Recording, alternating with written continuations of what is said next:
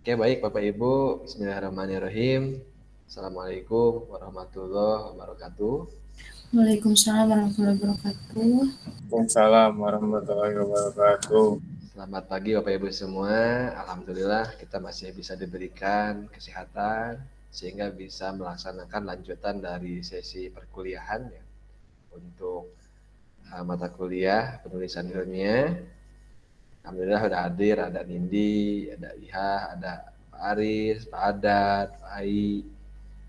Mungkin yang lain masih ada pekerjaan atau kendala sehingga tidak bisa gabung. Tapi untuk lebih mengefektifkan waktu, kita mulai sesi hari ini.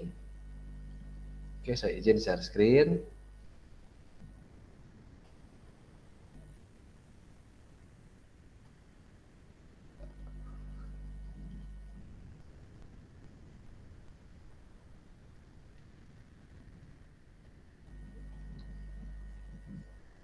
Oke, muncul ya Bapak Ibu ya. Oke, hari ini mungkin saya masih akan mengulas ya landasan-landasan dan apa kaitannya terkait dengan pengantar mata kuliah dari penulisan ilmiah. Kurang lebih ada 2 slide ya. Nanti kalau kita sempat selesai ya, kalau masih ada, kita ke 3 slide. Oke, baik. Nah, saya awali dengan disebutnya itu adalah jenis pengetahuan dan ukuran kebenaran.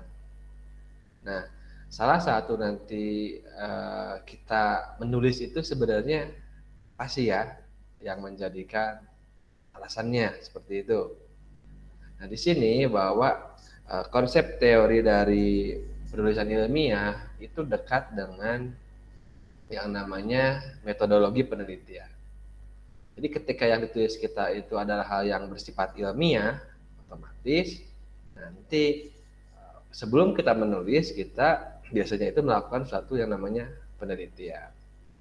Nah, istilah meneliti itu sendiri kan itu cakupannya dekat dengan yang namanya lebih ke teori filosofi ya. Filosofi termasuk dalam konteks di sini yang disebut dengan pengetahuan dan namanya itu kebenaran. Itu ya. Jadi orang buat tulisan itu bisa jadi kan dia menuangkan ide, atau mungkin dia bisa mengomentari ide orang lain, atau menyampaikan fakta-fakta hasil penelitian yang sifatnya itu bisa berupa pengetahuan ya, atau bahkan kebenaran ya, menguji kebenaran atau membantah kebenaran dan sebagainya. Nah, makanya kan kalau dalam tingkatan kemarin ada istilah tingkatan itu data, informasi, pengetahuan, terus wisdom atau kebijaksanaan ya. Ya, di data diolah jadi informasi disemikian rupa menjadi knowledge atau pengetahuan, kemudian dari knowledge tersebut kita berupa yang namanya wisdom ya, kebijakan atau kebijaksanaan. Oke, nah di hari ini itu kita bisa paling tidak ya memahami jenis pengetahuan dan ukuran kebenaran, karena ini yang akan dilakukan dalam penulisan karya ilmiah. Karya ilmiah itu nanti tidak boleh dia itu menyampaikan sesuatu yang katakan bohong. Nah, kebenaran dan kesalahan pun itu tergantung sudut dari sisi mengapa bisa benar, mengapa bisa salah. Itu ya. Ini indikator yang akan kita sampai hari ini. Nah, kalau dalam bahasanya itu adalah truth ya, atau kebenaran. Saya buat ya contoh ya, misalkan seperti ini. Ada sebuah gambar, truth artinya kebenaran. Dan manusia inilah sendiri yang selalu mencari kebenaran. Ini teori-teori filosofi ya, filosofinya bahwa kita selalu mencari kebenaran. Misalkan kenapa sih orang ada peneliti ya, misalkan kayak sekarang misalkan COVID ya. Ada pandemi COVID. Nah, di sana muncul kan, misalnya ada penelitian, dari mana asal muasalnya seperti itu. Nah, kan di sana ya Bapak Ibu bisa jadi ada perbedaan tadi gitu.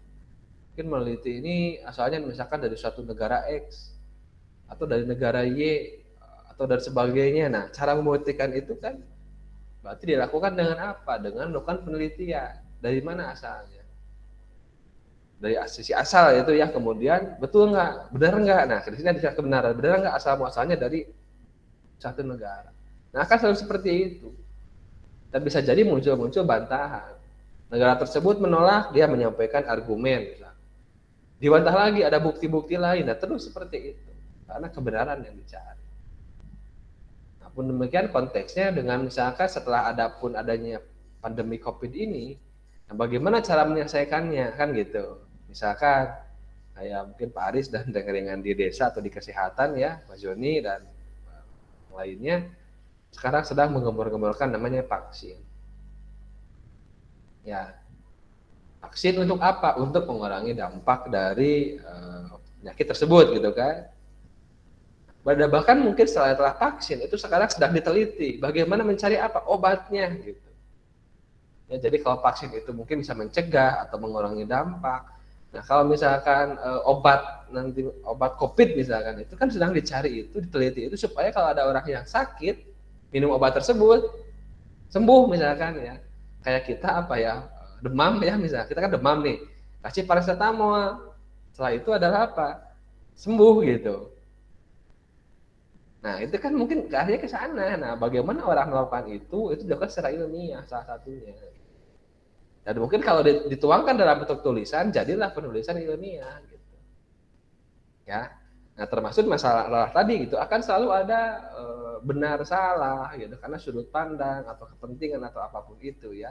Nah, termasuk mungkin dalam konteks misalkan polemik vaksin gitu. Saya nanya di sini dari yang 6 orang, tapi ini mah cukup untuk kita aja lah gitu. Di sini apakah ada yang percaya dengan vaksin atau bahkan nggak percaya dengan vaksin itu gitu. Kan bisa beda-beda ya dan bisa masih punya alasan masing-masing gitu.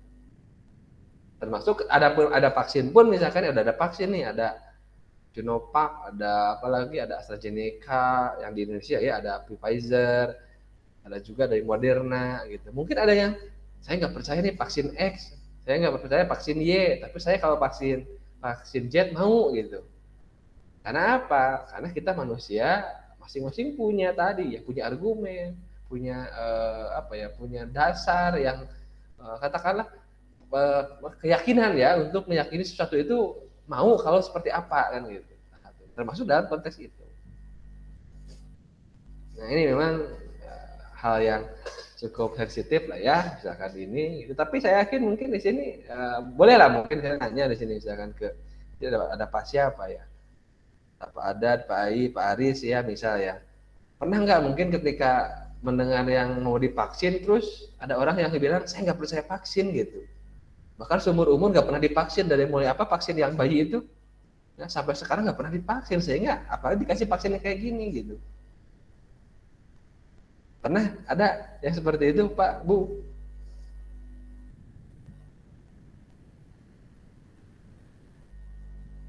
Nah, mudah-mudahan sih ya bisa dipahami bahwa ada itu karena itu bisa nyangkutnya ke keyakinan juga gitu. Apalagi kalau misalkan nanti sudah bukan dibenturkan lah di landasan yang diambil itu landasan misalkan keagamaan misalnya. Oh, agama saya itu nggak boleh yang dalam konteks yang tidak halal itu masuk ke tubuh misalkan seperti itu. Ada juga yang membolehkan kan darurat dan sebagainya. Itulah karena manusia itu selalu mencari. Nah, termasuk ya misalnya di sini ya misalkan ya, ada anak kecil misalkan ya gitu ya. Nah, ini filosofi sih banyaknya ya. Saya juga nggak terlalu nggak terlalu expert di sini, cuman misalkan gini. Ada anak kecil bilang, Pak Guru pembohong. Kan kaget tuh ya. Terus dia melanjutkan. Kemarin 7 itu 3 tambah 4. Kemarin diajarkan ya, 3 tambah 4 adalah 7. Ya. Kemudian, tapi kok sekarang 7 itu 5 tambah 2. Mana yang benar Pak? Nah, misalkan ini kan pertanyaan anak kecil lah misalkan gitu. Itu ya. Atau mungkin 1 tambah 6 juga 7 gitu. Kalau penjumlahan ya. Kalau pengurangan 10 kurangi 3 juga 7 misalkan. Konteksnya misalkan seperti itu. Nah, ini kan sesuatu hal yang semuanya benar gitu. Ya. Nggak ada yang bohong gitu kan. Nah, makanya ketika sudut pandang yang tadi yang nerimanya itu misalkan ketika diajarkan X tambah Y menjadi Z, ada AB menjadi Z juga. Nah, apakah yang mana yang benar? Sebenarnya nggak ada yang dibandingkan mana yang benar gitu. Karena semua itu adalah benar secara kaidah gitu. Ya. Nah, itu filosofisnya ya, saya nggak akan ke sana. Kurang lebih seperti itu. Jadi kadang sudut pandang kita itu ya bisa berbeda gitu. Karena apa? Karena tadi gitu. Nah, apakah kebenaran itu ada? Nah, ini sih ya yang apa sering ya orang-orang filosofis sih sebenarnya gitu ya.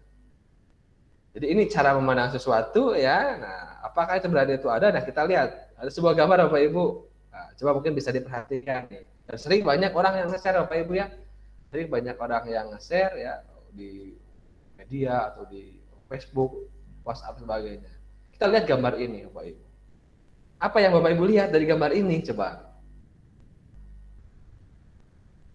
Coba apa yang kita lihat dari gambar ini kira-kira?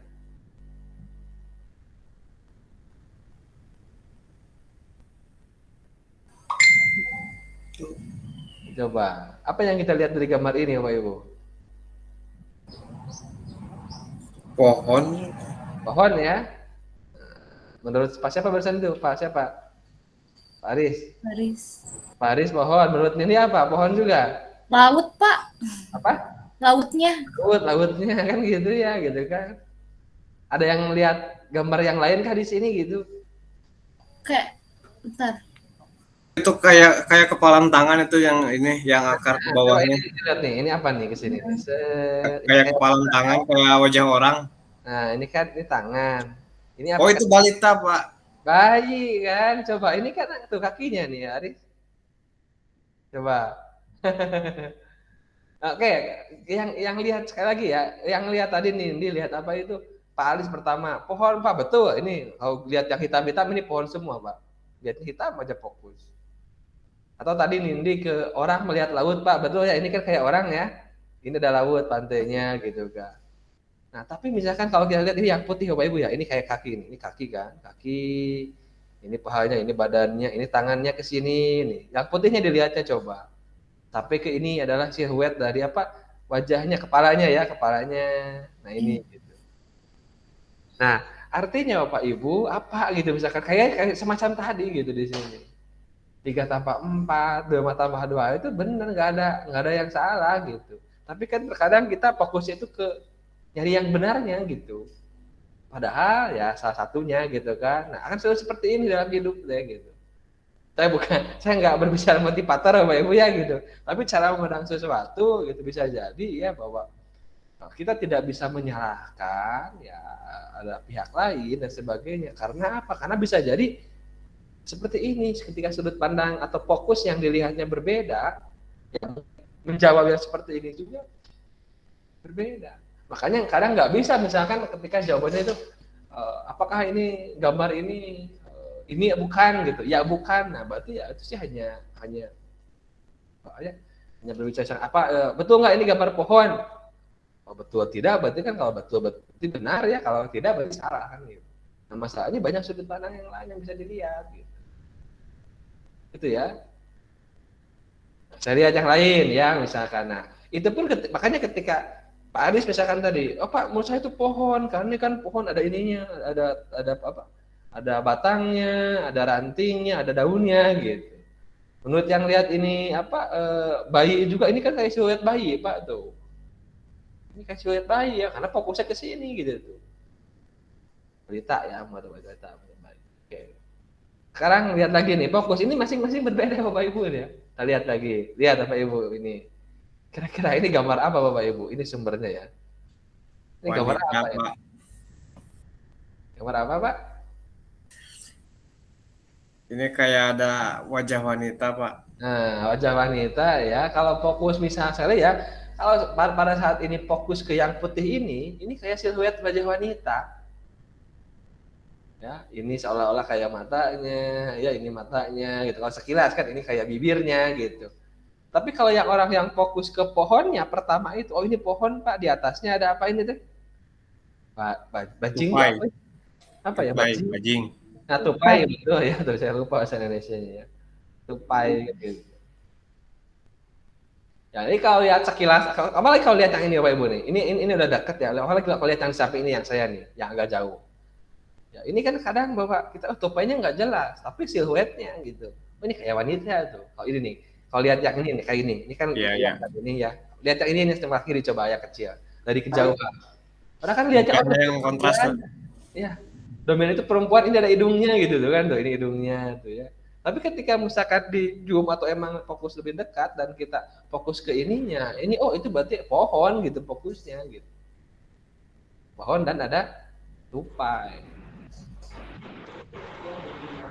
Nah sebenarnya begitu pun dalam konteks kebenaran dalam hal apapun Bapak Ibu ya termasuk dalam konteksnya misalkan yang dilihat itu adalah misalkan yang bisa di perbedaan sudut pandang gitu.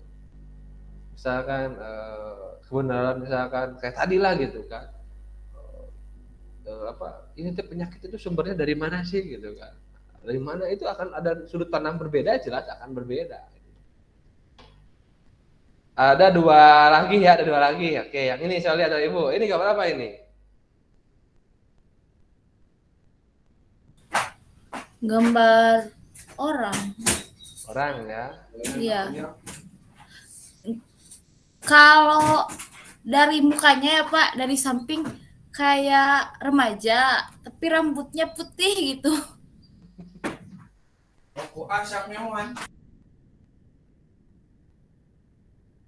coba apa ini Pak Aris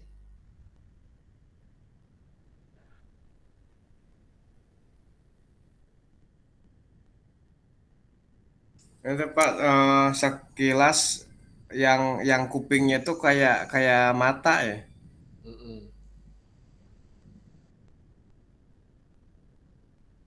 Kayak yang lagi sedih gitu, lagi murung. Iya oke tapi nggak kayak lihat nenek bapak ibu nggak Emang tua sih, Pak.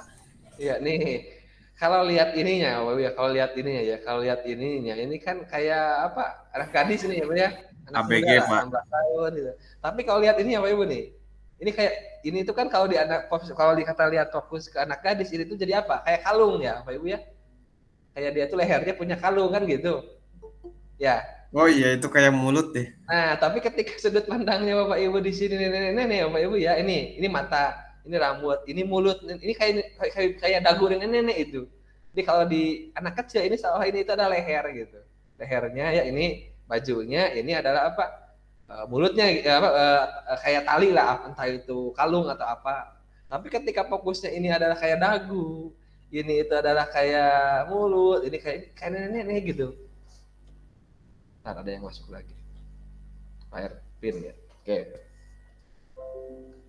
ya jadi Bapak Ibu apa sih ya itu tadi gitu sudut pandang Bapak Ibu fokus sudut pandang gitu dan bisa jadi gini ini mak cerminan buat saya lah aja buat kita terkadang bahwa kita sedang berbeda itu ya bukan faktor benar salah tapi karena tadi sudut pandangnya aja yang dilihatnya gitu ya. Aja kita lebih apakah tadi ya data informasi pengetahuan knowledge dan juga nanti wisdom wisdom kebijaksanaan di sana gitu itu kan harapannya itu sebenarnya nah termasuk yang ini satu lagi nih kalau kita lihat nih kan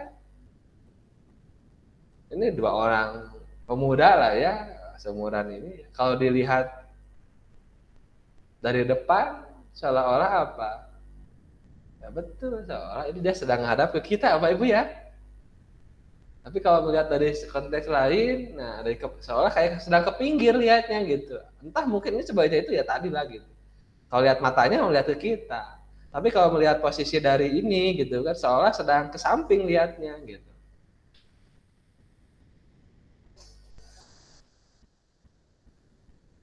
ya Bapak Ibu ya dan mana yang benar dan mana dan yang salah kan gitu kan nah sudut pandangnya sekali lagi bahwa kalau kita konteksnya lihat matanya betul ini ngelihat ke kita ya karena nggak mungkin gitu lihat ke samping tapi matanya ke kita kayak ayam gitu ya enggak gitu tapi kalau lihat apa kayak posisi bibir nih kemungkinan ini kayak sedang lihatnya ke sini gitu yang ngeliat ke kita ke sini ke kiri gitu. Sini. Ya, enggak ya itulah seperti itu ya. Kalau lihat telinga ini ya ketika kita gitu. Nah, sehingga Bapak Ibu ya di sini apa ya yang tadi bahwa sekali lagi sudut pandang, kemudian argumen apa ya? Bukan pembenaran ya, alasan dan sebagai seperti itu bisa jadi bisa benar bisa salah tergantung konteksnya. Nah, makanya di sanalah Bapak Ibu ya di sini bahwa tulisan ilmiah itu pun salahnya ke sana. Jadi kalau misalkan ya kadang kebenaran yang satu mungkin pernah ya baca teori-teori misalkan dulu itu teorinya itu misalkan seperti ini tiba-tiba direvisi teorinya di orang meneliti lagi dibantah lagi lewat tulisan. Kemudian ada ini lagi dibantah lagi atau tulisan dan sebagainya. Itu ya. Oke. Nah, ini kalau ini sih lebih ke patah ya. Nah, sehingga misalkan gini ini lebih ke pengingat buat kita banyak orang yang salah jalan. Nah, misalkan gini ya salah jalan itu kan relatif ya misalnya. Salah atau benar itu memang relatif, tapi kita tahu salah itu kan tergantung misalkan misalkan kalau sifatnya ini pertanyaan misalkan disuruhnya ke kiri misalkan. Cari jalan ke kiri misalkan. Ternyata banyak orang ke kanan. Nah, terkadang ya memang betul gitu ya. Banyak orang yang sudah tahu itu jalan salah tapi merasa tenang karena banyak teman gitu yang sama-sama salah. Kadang ada juga yang nggak berani gitu kan, walaupun betul disuruhnya ke kiri gitu, tapi karena dia sendiri gitu kan, jadi nggak takut, ya udahlah kesini aja bareng-bareng. Gitu. Ternyata mungkin sebenarnya itu adalah yang kesini gitu, goalnya itu, tujuannya itu. Bisa. Makanya di sini ya dari kita yang memang beranilah gitu, walaupun ada konsekuensi dalam tanda petik misalkan gini lah. Ini mohon maaf misalkan ya, di unsur suatu aparatur lah misalkan ya. Sering terjadi misalkan misalkan kalau yang lagi di jalan tiba-tiba ditilang gitu kan misalkan gitu, padahal konteksnya misalkan itu ya harusnya itu nggak ditilang tapi karena dalam konteksnya ini gitu kan ikutin aja, jadi yang tidak sesuai aturan karena banyakan bisa jadi itu kebenaran gitu ya, dianggap kebenaran itu karena banyak gitu, tapi dianggap seorang itu karena dianggap itu tidak galib dalam mencak orang Sunda ada tegalib jeung batur cenah misalkan gitu. Padahal bisa jadi itu adalah hal yang benar. Ya. Oke ya. Nah, misalkan di sini. Nah, sehingga di sini ya ada 4 tingkatan kebenaran. Ya, 4 tingkatan kebenaran di sini ya. Jadi konteks kebenaran itu adalah pertama kebenaran indera. Ini tingkatan yang paling sederhana dan pertama yang dialami manusia. Karena indera kayak tadi lah ya, kayak tadi bahwa ketika kita lihat sudut pandang ini gitu kan, indera kita yang melihat gitu kan. Ini tuh gambar itu ke depan, ke samping atau bagaimana gitu. Oke. Ya gitu kan. Nah, kemudian kembali indera tersebut, indera kita kadang bisa salah Bapak Ibu ya. Karena kita mata itu salah melihat karena fokus gitu. Fokus kitanya beda gitu. Atau dominannya kita itu berbeda gitu, objek yang kita lihatnya berbeda dari suatu image gambar, berarti ya indera kita itu yang salah gitu. Nah, termasuk misalkan kebenaran indera yang lain, misalkan pendengaran, kadang kita salah dengar karena fokus yang didengarnya, kadang kita salah merasakan karena indera gitu. Mata bisa salah Bapak Ibu ya, semacam tadi lah kita ketika nemu gambar-gambar yang seperti ini kita bisa salah gitu. Salah konteks di sini itu adalah ketika misalkan mana sudut pandang yang berbeda gitu. Salah benar menurut A karena lihatnya fokus kemana dengan fokus kemana itu berbeda, itu karena indera. Nah, hal lain yang bisa mengukur tadi itu adalah kebenaran ya sains tingkatannya. Jadi hasil kebenaran indera tadi diolah dengan rasio. Ya Pak, inilah kebenaran ilmiah yang rasio itu misalkan kayak gini misalkan ya. Kalau sudut pandang tadi kebenaran indera kita, mata kita yang nyebut ini ke samping dengan ke depan itu bisa aja benar gitu. Semuanya bisa dikatakan benar secara indera ya, kebenaran indera. Jadi ini Pak, ini sih gitu, kemana ke depan. Satu lagi ini ke pinggir gitu. Nah, tapi tinggal kita lihat dari sisi kebenaran ilmiah, ini diolah, di rasio gitu. Sekarang ini kalau ke depan itu nggak logis, ini ada ininya kan gitu. Dan itu berarti nanti kita bisa nyebutkan itu secara ilmiah itu, karena misalkan hidung itu kalau kita ke depan itu kan di samping, kalau ke samping itu kan harusnya bagaimana bentuknya gitu. Nah itu mulai ada argumen ya, ada argumen terkait secara ilmiah. Gitu. Pun demikian yang ini gitu. Kalau ini mau diambil kesimpulan bahwa ini tuh gambar perempuan. Kalau secara indera tadi kita bisa benar, bisa salah gitu. Kalau benar itu misalkan dari sudut pandang lain, iya ini kenapa ya perempuan. Tapi ketika secara ilmiah misalkan gini, kalau perempuan kan harus ada matanya, mana matanya nggak ada. Ini juga bibir nggak seperti bibir gitu, karena mirip aja gitu. Nah ini lebih ke gambar tupai. Nah kebenaran ilmiah lah, tahu di mana tupai. Tupai itu ada bulunya, ada apanya kan gitu. Kalau mata sedangkan mesti ada kelopaknya, ada apanya. Makanya ketika memandang ini dengan ini bisa jadi berbeda. Nah, melihat beda itu adalah dari apa? Sekali lagi dari kebenaran ilmiah atau sains. Nah, kita akan melakukan penulisan ilmiah. Menulis sesuatu yang sifatnya ilmiah. Jadi jangan berdasarkan faktor indera saja, tapi harus itu diolah. Bagaimana caranya? Diverifikasi. Jadi kalau kita dapat data itu misalkan ya, makanya kadang kita dengar gosip, dengar gibah gitu kan ya, dari mulut ke mulut, misal kayak terakhir kemarin di Cirahong ya, ada yang orang meninggal ya di bawah jembatan Cirahong itu ada orang yang meninggal. Nah di sana kan bisa jadi banyak asumsi yang orang tuh bagi yang mungkin sempat lihat misalkan, oh saya lihat ada yang jatuh dari jembatan, padahal yang jatuh misalkan kresek atau apalah. Tapi mungkin jadi sebenarnya seolah-olah itu tuh orangnya yang jatuh misalnya. Tapi kalau betul-betul jatuh itu betul nggak bunuh diri atau bukan kan gitu ya?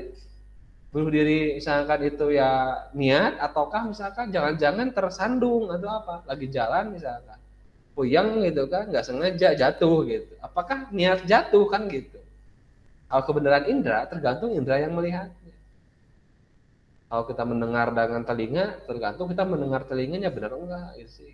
Gitu kan. Kalau melihat langsung kan betul, oh kelihatan jatuhnya itu cuman apakah loncat ya, kan beda ya Bapak Ibu, silakan melihat orang yang loncat langsung, misalkan saya lihat loncat dengan yang misalkan ketika dijet terus jatuh tidak sengaja gitu, loncat dengan sengaja dengan loncat tidak sengaja misalnya.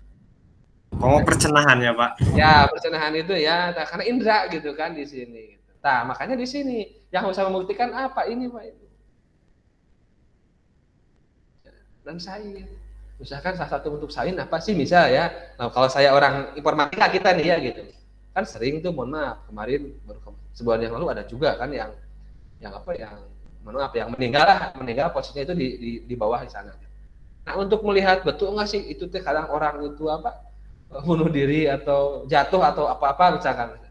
Nah misalkan kita bisa pakai apa? Kita kadang bisa mungkin pasang CCTV lah misalkan kalau untuk nextnya ke depannya ya, kenapa nggak pasang CCTV ya gitu di sepanjang jalan di beberapa titik jalan sehingga kalau ada kejadian lagi nanti akan kelihatan orang itu loncat atau misalkan ketika jatuh kan gitu beda nanti.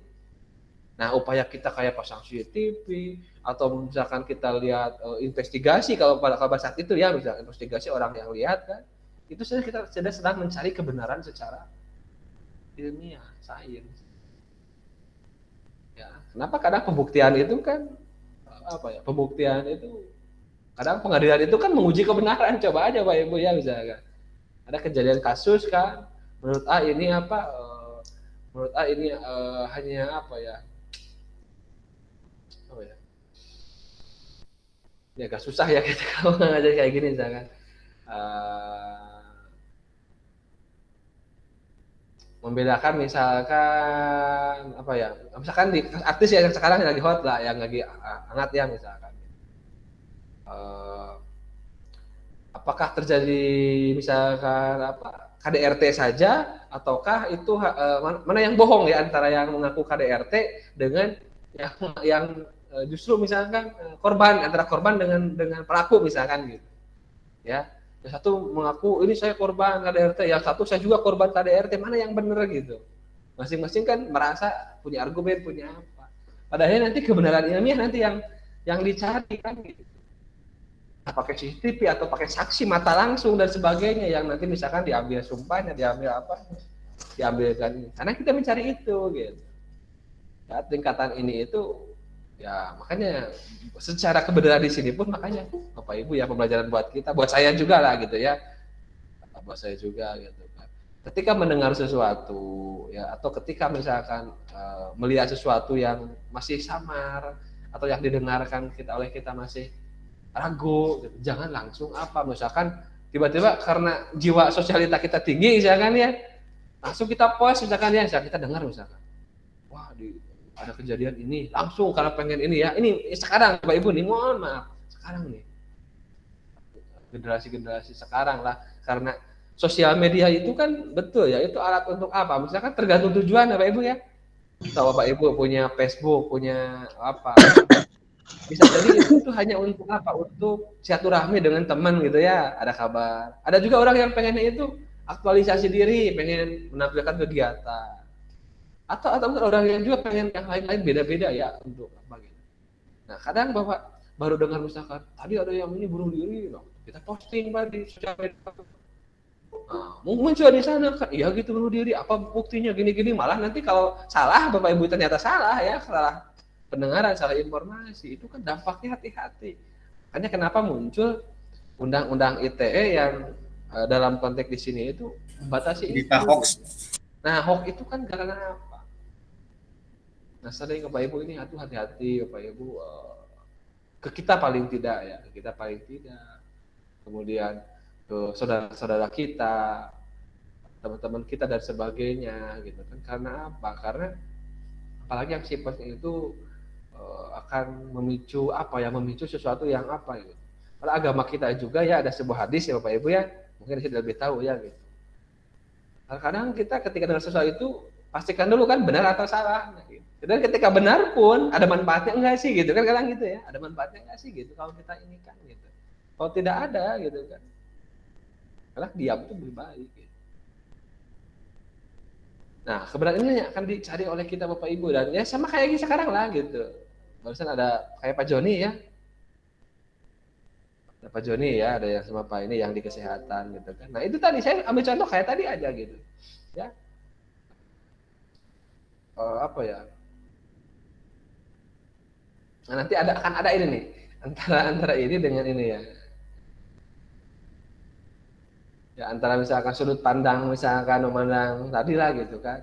Kita mesti gimana sih misalkan konteks misalkan dalam konteks misalnya tadi vaksin kita vaksin itu niatnya mencegah tapi vaksin itu ada yang dalam tanda petik secara inilah misalkan ya mengandung unsur yang tidak boleh masuk ke tubuh misalkan secara apa secara keagamaan ya gitu kalau secara medis sih mungkin ya enggak jadi masalah kalau secara medis gitu kan misalkan tapi kalau secara keagamaan itu nggak boleh nih gitu kan nah itu pun hal yang katakanlah tadi gitu itu hal tingkatan yang di kita yang nggak bisa gitu. Nah, terkadang kebenaran ilmiah sains pun misalkan dengan kebenaran religius ya itu mana yang lebih ini karena apa ya itu kan hanya teori gitu Bapak Ibu ya teori misalkan apa asal usul manusia Bapak Ibu ya agama kita kan jelas ternyata tersurat di sana asal usul manusia kan gitu kan misalkan bahwa diciptakan kan gitu kan Nabi Adam kita gitu kan tapi kan kalau dari secara ilmiah sains misalkan apa teori apa itu Bapak Ibu Darwin itu evolusi kan bahwa manusia itu berasal dari mana nah mana yang benar kan gitu kan toh karena apa karena ada nggak ini kan sebatas teori Bapak Ibu ya gitu teori itu artinya mungkin memang hasil penelitian hasil apa tapi kan di antara kita belum ada yang ngalami itu waktu itu coba waktu itu tuh ada udah ada kayak CCTV di mana-mana gitu kan atau ada rekaman kalau ini mah gitu ya kayak Bapak Ibu misalkan merekam aktivitas misalkan ya hewan kesayangan dari mulai lahir sampai nanti mati misalkan gitu mungkin kita akan tahu betul-betul asal muasal dan sebagainya ya itulah tadi Bapak Ibu ada kebenaran secara indera ilmiah nah filosofis nah kalau filosofis ya ini lebih dari sains tapi di sini rasionya rasio tadi berpikir lagi dan direnungkan mendalam makanya orang-orang filosofis bahkan seorang saintis ya dan bisa lebih filosofis gitu kan, itu lebih mendalam. Nah, kalau yang terakhir ini adalah kemarin religius, ya, ini mistik ya, ini bersumber dari Tuhan. Dihayati oleh kepribadian dengan integritas iman dan kepercayaan. Gitu kan. Ini adalah kepercayaan ketika katakanlah konteksnya religinya sudah berbeda, agamanya berbeda, itu nggak bisa diinikan satu sama lain gitu. Makanya ini sering ya, kan kita konteks misalkan bukan berdebat lah, perbedaan lah misalkan. Perbedaan misalkan kayak mohon maaf ini terjadi bahkan di misalkan di satu negara ya,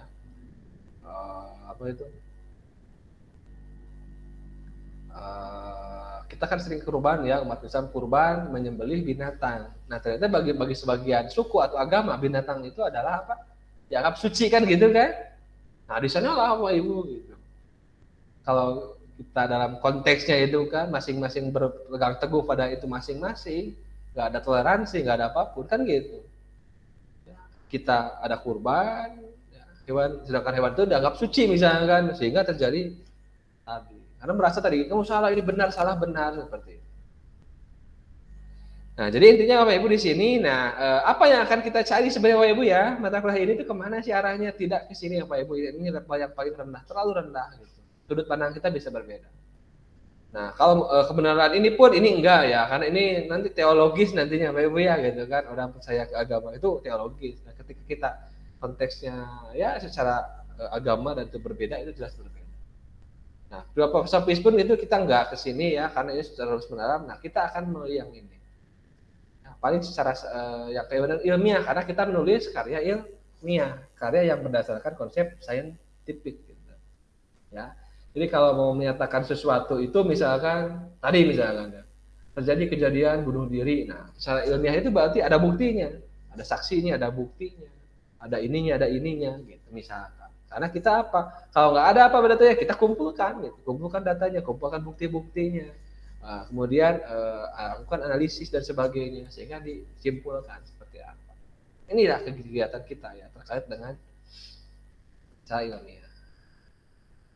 Oke, ini sumbernya ya dari slide Habib Burhanuddin ya. Jadi sekali lagi bahwa ada teori relativitas ya, benar itu relatif kan gitu, tergantung tadi konteks dan sudutnya. Nah, jenis pengetahuannya teman-teman tadi. Kita nggak melihat ke kebenaran indera, tapi ke kebenaran yang ilmiah ya, yang didasarkan oleh sains. Dan sains ini pun yang namanya benar sekarang dengan benar mungkin tahun sebelumnya itu jadi berbeda gitu. Ya karena apa? Karena ilmuwan disebutnya juga kan. Neliti. Ya, termasuknya dalam konteks kita aja penyakit gitu kan.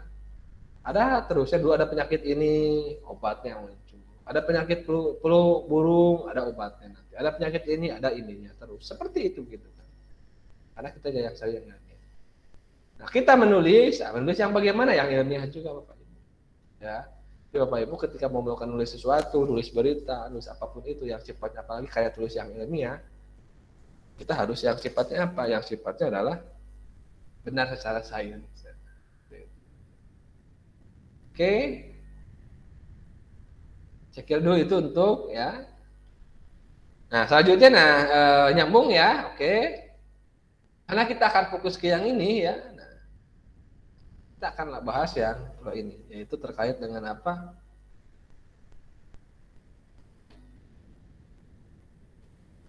Oke, ini kontribusi kayak ilmiah. Nah, kita berbicara sesuatu yang ilmiah, nah, dan di mana letak ya kebenaran ilmiah itu ditulis, ya, itu dalam sebuah karya ilmiah. Nah, bentuknya nanti banyak Bapak Ibu ya, karya ilmiah itu bentuknya banyak ya. Bisa konteksnya bisa dalam artikel jurnal atau dalam waktu hasil riset dan sebagainya gitu kan. Nah kita lihat kontribusi karya ilmiah dan kenapa orang itu ketika sudah meneliti tahu itu kemudian ditulis gitu ya. Kenapa mesti ditulis gitu? Oke kita lihat ya. Nah ini memahami kontribusi karya ilmiah, ya. Kemudian karakteristik tulisan dan wawasan ilmiah, tujuan tulisan karya ilmiah dan perbedaan yang ilmiah dan ilmiah. Ini mungkin sebagian sudah dibahas di minggu sebelumnya, tapi kita tekankan lagi. Oke, nah ini jenis pengetahuan ini yang tadi ya, gitu kan ya. ada Indra, filsafat, sains, filsafat, ini kebalik ya. Ada Indra, filsafat, sains, dan mistik seperti itu. Ya, ini pengetahuannya ada 4 sama yang tadi ya, yang di slide ini kan. Yang ini ada 4 kan. Oke, kemudian, nah ini misalkan. Kemudian ukuran kebenaran itu ya. Kalau tadi adalah jenis ya. Nah, sekarang dari ukuran kebenaran ini kita pun menurut KBBI ya di sini ya. Menurut KBBI ya, ada 2, ada istilah itu logis dan empiris. Logis artinya di sini itu sesuai dengan logika, benar menurut penalaran atau masuk akal menurut akal kita. Jadi secara logis benar, ini nah kita menurut apa? Menurut penalaran kita gitu. Masuk akal kita mengatakan itu benar gitu. Ada juga yang secara empiris. Nah, kalau empiris ini itu tidak berdasarkan pikiran kita, akal kita gitu. Tapi berdasarkan pengalaman yang terutamanya dari penemuan, penelitian, percobaan dan pengamatan gitu. Jadi kalau secara empiris itu secara apa? Pengalamannya gitu. Gitu kan? Logis jadi secara akal dan sebagainya. Sering kita misalkan dengan istilah tidak logis, tidak masuk di akal gitu. Kemudian ada juga yang konteks yang sebetulnya kebenaran secara empiris. Artinya apa? Berdasarkan riset. Kayak coba contoh-contoh saya saintifik ya, saintis gitu kan. Misalkan ya, misalkan kita menemukan produk namanya obat-obatan, itu hasil apa? Hasil empiris apa itu? Ya, tidak hanya logis gitu. Misalkan logis, ada orang sakit apa itu mah, nah, kemudian dikasih apa itu semacam apa tuh? Ada Rian tahu nih, kalau sakit mah itu apa? Kayak apa itu? Obat-obatan apa disebutnya apa tuh? Yang sakit mah itu apa? Lambung itu?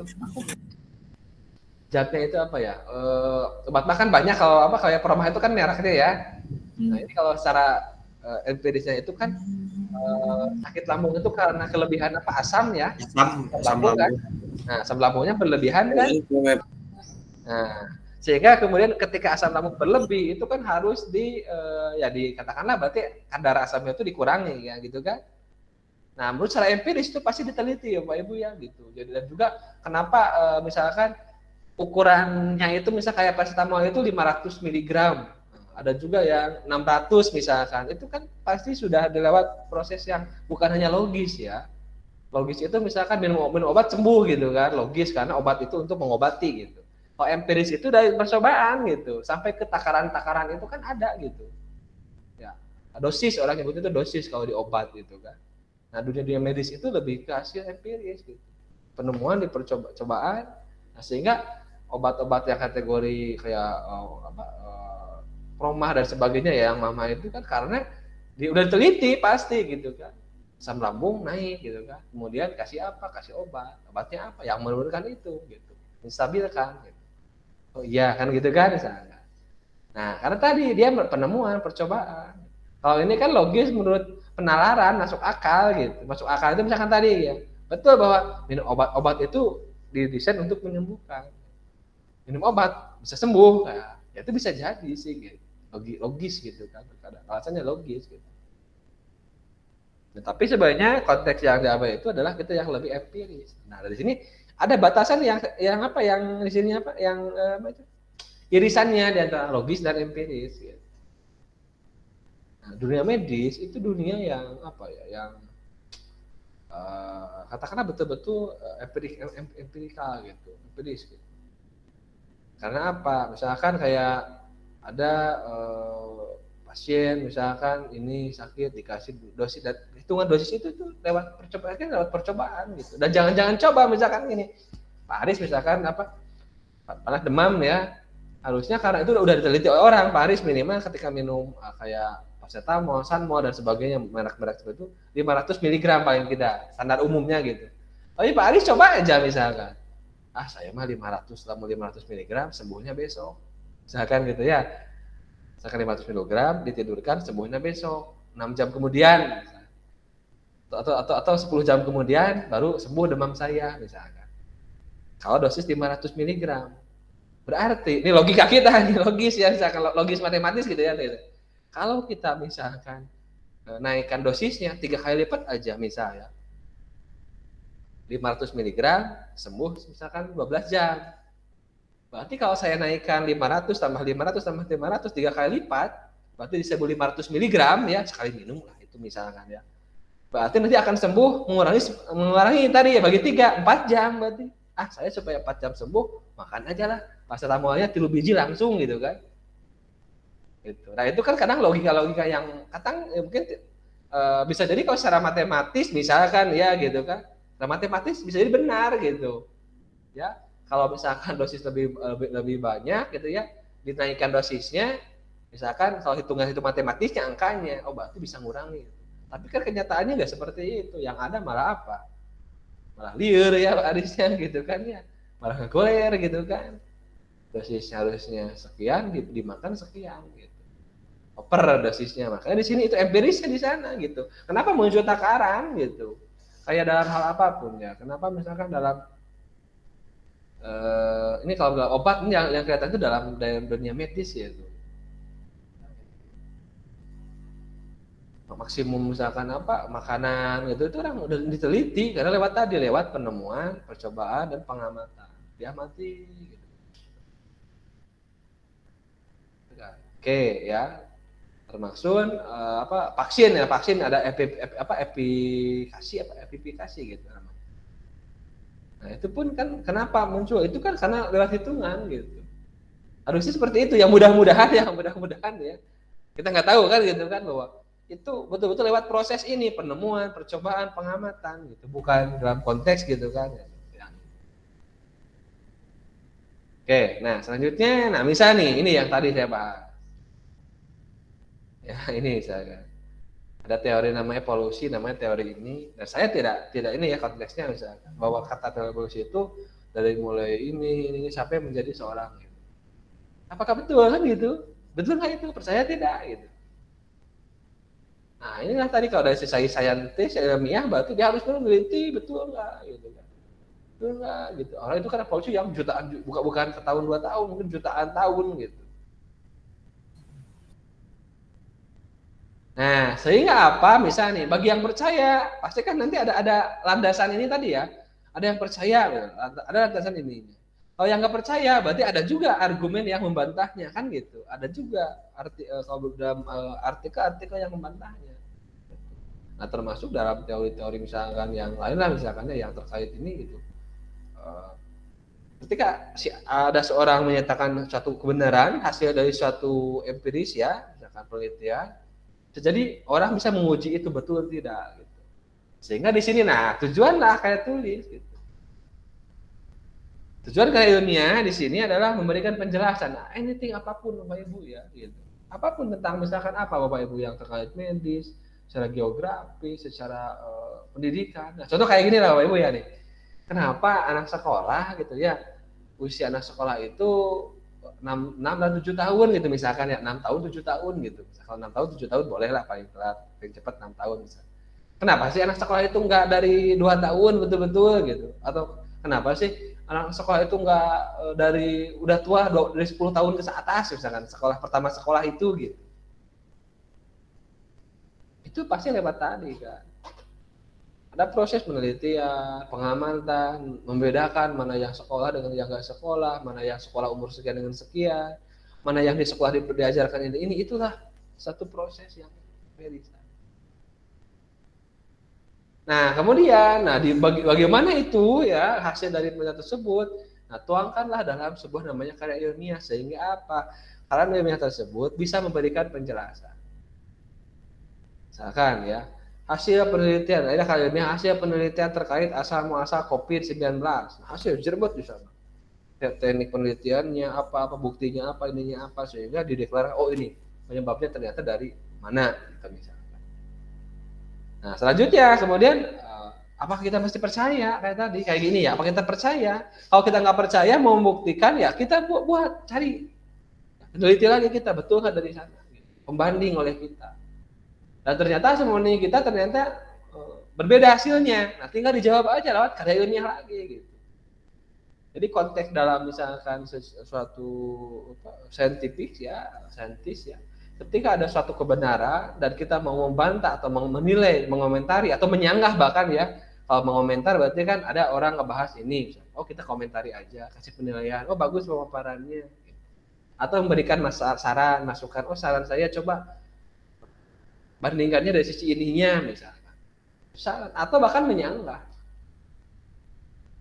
oh saya sih tidak setuju nih gitu kan, bahwa misalkan apa daun cabai bisa menyembuhkan darah tinggi misalkan gitu ya, ada orang yang neliti gitu kan ya, misalkan ya dengan metode-metode penelitian, kemudian dia neliti daun cabai misalkan, ini contoh ya, misalkan contoh aja daun cabai misalkan dia itu bisa menyembuhkan misalkan sakit darah tinggi atau kanker misalkan, itu enggak, dia buat artikel hasil penelitiannya, pembuktiannya dan sebagainya. Nah kita mungkin bisa mengomentari itu, bikin tulisan komentari itu, atau bikin tulisan menilai gitu kan, betul tidak ya metodologinya, betul tidak hipotesanya, dan juga betul tidak penyimpulannya, atau bahkan kita memberikan saran, coba sarankannya uji pakai ini atau tambahin ini tambahin itu boleh ya, kita menulis artikel yang mengomentari artikel lain, atau bahkan menyanggah kalau misalkan ternyata oh tidak menurut saya juga neliti bahwa daun cabai itu nggak ada kaitannya dengan penyembuhan misalkan penyakit tadi hipertensi misalkan, sanggah oleh artikel, kita buat artikel itu mangga gitu. Nah, termasuk boleh juga artikel kita itu membuktikan hipotesa. Jadi misalkan hipotesa bahwa tadi ya, kita buktikan nih, kita nyanggah kemudian buktikan bahwa itu tidak ada relevansinya. Oke, nah itu saya kira ya beberapa untuk tujuan. Jadi apalah artinya tadi kita sudah melakukan melakukan penelitian, melakukan percobaan, pengamatan, tapi hasilnya itu tidak dipublikasikan, gitu. Ya, kayak contoh orang neliti misalkan ada di kemarin waktu ada COVID, dia tiba-tiba ada tes mulanya itu antibody, rapid antigen, PCR, swab dan sebagainya. Itu kan pasti mereka bisa bikin alat untuk pendeteksi dan sebagainya itu melalui hasil yang ini gitu kan, empiris gitu kan. Kemudian dipublikasikan gitu. Ya, dipublikasikan. Makanya pentingnya kenapa karya ilmiah itu akan ada, karena tadi untuk membuktikan, menjelaskan suatu kebenaran atau suatu hal yang baru, atau menyanggah atau mengomentari. Nah, akan selama seperti itu, selama manusia itu berpikir. Selama manusia berpikir akan terus seperti itu. Ya. Dan karena tujuan kami hari untuk seperti itu, berarti kita harus belajar, Bapak Ibu ya. Belajar apa? Belajar menulis ilmiah. Yang nanti kita bisa itu kan. Nah, paling tidak Bapak Ibu ya, paling tidak karena ilmiah yang Bapak Ibu tulis itu kan paling tidak nanti kerja praktek atau skripsi atau laporan-laporan ini gitu kan. Itu. Nah, itu tujuan karya ilmiah ya, memberikan penjelasan. Apapun bentuk karya ilmiahnya itu tujuannya seperti ini. Kemudian manfaatnya kita lihat. Melatih membaca, mengenalkan perpustakaan, meningkatkan penguasaan fakta data, kepuasan intelektual, cakrawala ilmu, dan bahan acuan penelitian pendahuluan untuk penelitian selanjutnya. Jadi tulisan ilmiah tadi untuk mencatat tadi ya, bisa bentuknya bisa mengomentari, saran, sanggahan, hipotesa. Nah, sehingga manfaat karya itu sendiri, nah kita jadi manfaat kita misalkan karya ilmiah. Gitu. Nah kita kan orang-orang ini Bapak Ibu ya, wawasan terus berkembang Bapak Ibu, misalkan ya kita bergerak di bidang ilmu teknologi, komputer gitu kan, komputer terus berkembang. Dulu komputer harganya besar, tapi kapasitasnya kecil, speednya rendah atau lambat gitu kan, harganya mahal. Sekarang kan kebalik, makin kecil komputernya makin cepat, kemudian bahkan cenderung makin murah pasti harganya dibanding dengan dulu. Nah, jadi manfaat kita pelajari karya ilmiah itu adalah tadi kita melatih membaca. Nanti Bapak Ibu di satu sesi ya di mata kuliah ini paling tidak harus membaca karya ilmiah. Cari ya, mengidentifikasinya apa saja, ada nggak kesalahan-kesalahan penulisan, ada tidak misalkan kalimat yang ini, dan ini erat kaitannya dengan mata kuliah kayak bahasa Indonesia, mata kuliah metodologi, penelitian dan sebagainya. Jadi kayak ilmiah itu tadi tujuan dibuatnya untuk tadi ya, dia akan memberikan manfaat. Bagi siapa? Bagi kaum intelektual, bagi yang scientific gitu kan. Nah, jadi apa itu kayak ilmiah kan gitu kan? Apa aja karya ilmiah di sini gitu kan? Ya. Apa ilmiah itu adalah laporan tertulis dan diterbitkan yang memaparkan hasil penelitian atau pengkajian yang telah dilakukan oleh seseorang atau sebuah tim dengan memenuhi kaidah dan etika keilmuan. Ya, kemudian yang etika yang disepakati ya dan ditaati oleh masyarakat keilmuan. Jadi kalau kayak ilmiah itu suatu tulisan ya yang secara dilakukan secara ilmiah, ya, yang mana itu hasil apa? Hasil penelitian. Kalau peneliti berarti hasil mengkaji ya. Dan dilakukan bisa oleh seorang kalau sendiri atau boleh sebuah tim, artinya lebih dari satu orang. Tapi jangan sampai jangan sampai lepas dari kaidah-kaidah atau etika keilmuan. Artinya apa? Tidak bisa satu kita sudah meneliti ya, tapi mana penelitiannya harus ada juga kan gitu. Kaidahnya, etikanya. Nanti berarti ada aturan-aturannya Bapak Ibu. Aturan nulis karya ilmiah. Cirinya contoh ya, cirinya Bapak Ibu ya, cirinya ya. Kalau itu ada sumber, nah cirinya seperti ini. Objektif, netral, sistematis, logis, menyampaikan fakta, nah bukan emosi atau perasaan. Tidak pleonastis artinya hemat kata ya, jadi tidak semacam kalau puisi sih misalkan ya kayak nanti ada kayak ilmiah itu, beda karya tulis non ilmiah. Kayak Bapak Ibu bikin cerpen, bikin puisi, kita mungkin cerita drama dan sebagainya, itu mungkin bisa aja kata-kata itu yang yang berlebihan karena untuk memancing misalnya, untuk istilah imajinasinya tinggi dan sebagainya. Kalau kayak tulis ilmiah itu lebih ke hemat kata gitu, pemilihan ini lebih hemat. Termasuk penggunaan bahasa yang formal. Ya, menggunakan bahasa formal. Kalau bahasa Indonesia standarnya bahasa Indonesia, kalau bahasa asing misalkan bahasa Inggris misalkan kalau di kita seperti itu. Ya, nanti kita akan sekali lagi objektifnya itu ke sini gitu. Jadi ada objektif, ada tujuannya, bersifat netral ya, tidak berkaitan dengan pro kontra dalam hal ini itu artinya tidak menimbulkan suatu hal yang polemik seperti itu kan. Ya. Tapi sebenarnya itu landasannya dari keilmuan, ada argumennya pasti di sana. Sistematis berarti ada tahapannya ya, ada urutan-urutannya dan logis. Nanti masuk akal ya, tentunya empiris juga gitu. Saya kira ini dari sini sumbernya ya. Oke, itu ya. Oke, saya kira itu dulu Pak Ibu. Ada pertanyaan? Mangga, silakan barangkali dari yang barusan disampaikan.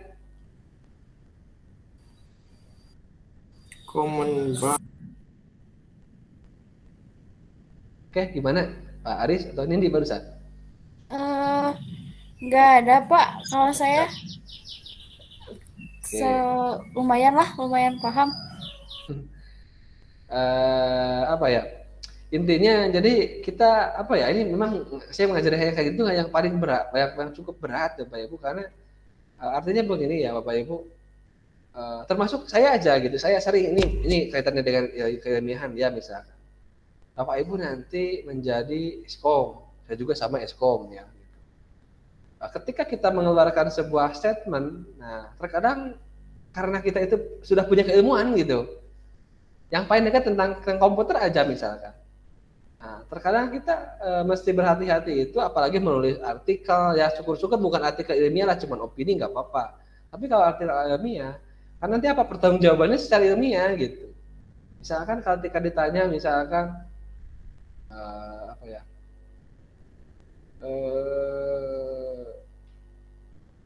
smartphone misalkan ya, dampak smartphone bagi apa misalkan, kita orang IT nih, dampak smartphone bagi anak kecil gitu misalkan. Gitu ya. Nah, kita misalkan menulis nih, dampak smartphone bagi anak kecil.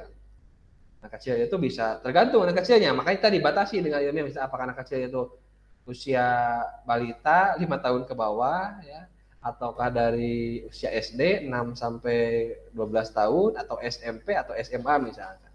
Misalkan ya gitu. Nah, terkadang kalau kita berargumen ya seperti itu kadang sekali lagi tadi ya, kalau kita mau secara ilmiah tadi jangan apa barusan jangan berdasarkan apa itu perasaan gitu. Nah, nih. Barusan.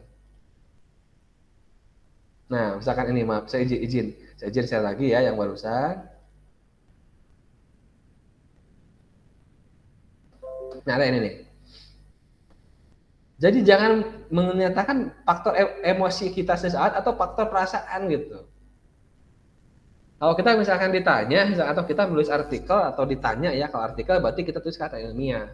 Kalau diminta secara pendapat berarti kita sebagai ahli, karena ilmuwan nanti Bapak Ibu seorang sarjana itu seorang ilmuwan Bapak Ibu, ya sarjana itu. Nah kita ditanya Pak Aris atau Pak Joni, menurut Pak Aris ya, misalkan ya, bagaimana sih dampak smartphone ya sekarang di anak kecil gitu.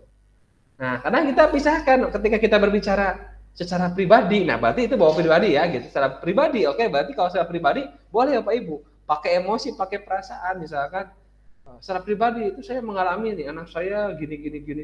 Misalkan kalau nggak setuju ya, kalau kontra misalkan. Jadi malas ya Pak. Anak-anak saya itu disuruh ini apa itu malas, ngorek HP terus gini berarti smartphone itu dampaknya buruk. Nah itu kan ya penyimpulannya ya, sama smartphone dampaknya buruk. Ya. Itu ya, karena kita mungkin pada saat itu Pak Aris itu faktanya seperti itu ya, perasaannya itu yang dialami seperti itu. Karena konteksnya secara pribadi. Tapi ketika misalkan ini ditanyakan misalkan ke Pak siapa, misalkan ke Pak Joni ya, dan kebetulan Pak Joni itu misalkan ya, ketika Pak Joni, menurut Pak Joni, karena itu pendapat pribadi ya, menurut Pak Joni, dampak smartphone itu gimana sih pada anak Pak Joni atau gimana? Kalau saya mah sih baik-baik aja sih. Oh kenapa baik Pak? Misalkan gitu kan, karena soalnya gini yang saya alami ya, saya atur waktunya, saya batasi akunnya, tidak bisa mengakses yang aneh-aneh. Ketika durasinya ada atur, misalkan cuma 15 menit, setelah itu handphone mati otomatis. Dalam sehari ada aturan, jadi kalau lewat 2 jam selesai. Kemudian saya arahkan edukasinya ke edukasi kayak belajar warna, bahasa Inggris apa. Jadi positif. Jadi menurut saya itu perasaan saya itu ya positif sih, nggak ada yang jelek-jeleknya. Nah itu kan saya sudah dua tuh, 1, 2 kan gitu ya, gitu kan. Konflik di sana bisa jadi itu secara pribadi itu karena apa? Perasaan dan emosi gitu. Ya. Jadi pendapat sendiri gitu kan. Apakah itu bisa berupa dikatakan fakta? Ya tadi sejauh misalkan yang dirasakan seperti itu mungkin tadi ya dirasanya seperti itu. Nah, yang tidak boleh itu misalkan ketika Pak Aris misalkan mendengar misalkan tadi ya, oh Pak Aris merasa ini ya smartphone itu jelek, dampaknya buruk. Iya, pastilah buruk. Gak mungkin lah ada orang yang mengatakan bahwa smartphone itu baik untuk anak-anak. Nah itu sudah dalam konteks apa ya, emosi atau perasaan gitu kan. Memang ditanyanya pendapat kan gitu. Tapi kalau secara pribadi seperti itu. Ataupun mungkin tadi menurut Pak Joni, kalau saya lihat ini sih berarti kan positif smartphone. Gak mungkin ada yang atau enggak lah, saya kira nggak bakal ada yang nggak ada yang smartphone, itu mah yang salahnya orang tuanya dan sebagainya. Nah kan tendensi gitu kan ya, oke gitu. Nah makanya ketika kita nulis artikel gitu, kita harus berada di yang mana sih Bapak Ibu ya? Betul tidak? Apakah harus menyampaikan yang Pak Aris, kelompok yang tadi, ataukah harus yang Pak Joni yang setuju atau yang positif dampaknya, atau bagaimana kan gitu? Silakan, ini akan dialami nih Bapak Ibu ya gitu. Masalahnya kalau Bapak Ibu hanya menyampaikan statement pribadi itu pendapat, boleh gitu. Karena itu nggak ilmiah gitu, nggak bukan satu yang hasil ilmiah.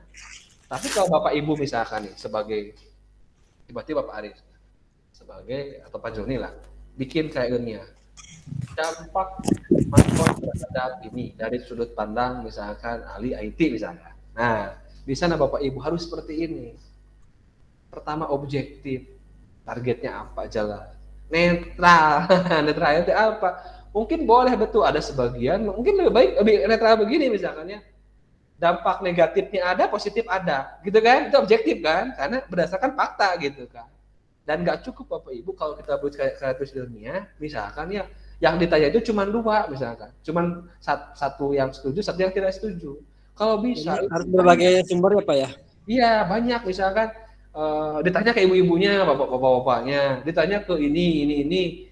Nanti di sanalah net objektif dan kita sampaikan gitu. Jangan hanya karena saya tidak suka ke smartphone, tiba-tiba saya di sana bawa oh ternyata smartphone itu tidak berdampak baik, gitu, bahkan buruk. Nah kadang itu hal-hal yang tidak ilmiah jadinya.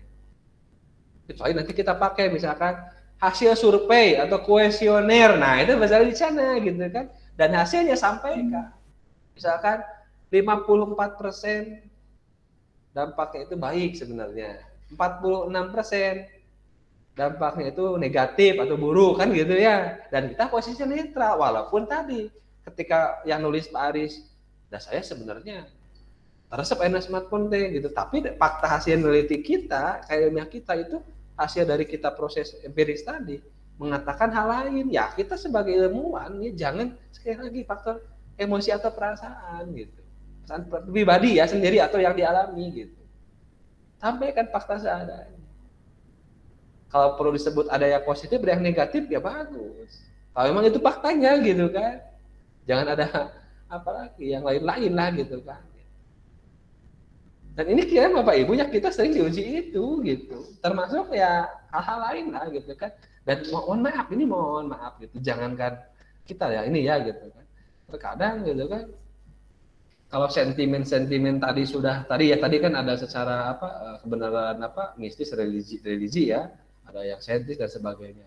Terkadang kalau kita sudah terlalu ini gitu, nalar kita itu jadi logis gitu ininya, itu enggak saintifis gitu, enggak ini gitu. Ya misalkan musim nanti sekarang adem ayam Bapak Ibu ya, nah, adem ayam sekarang ya gitu. Paling berita apa sih sekarang ya?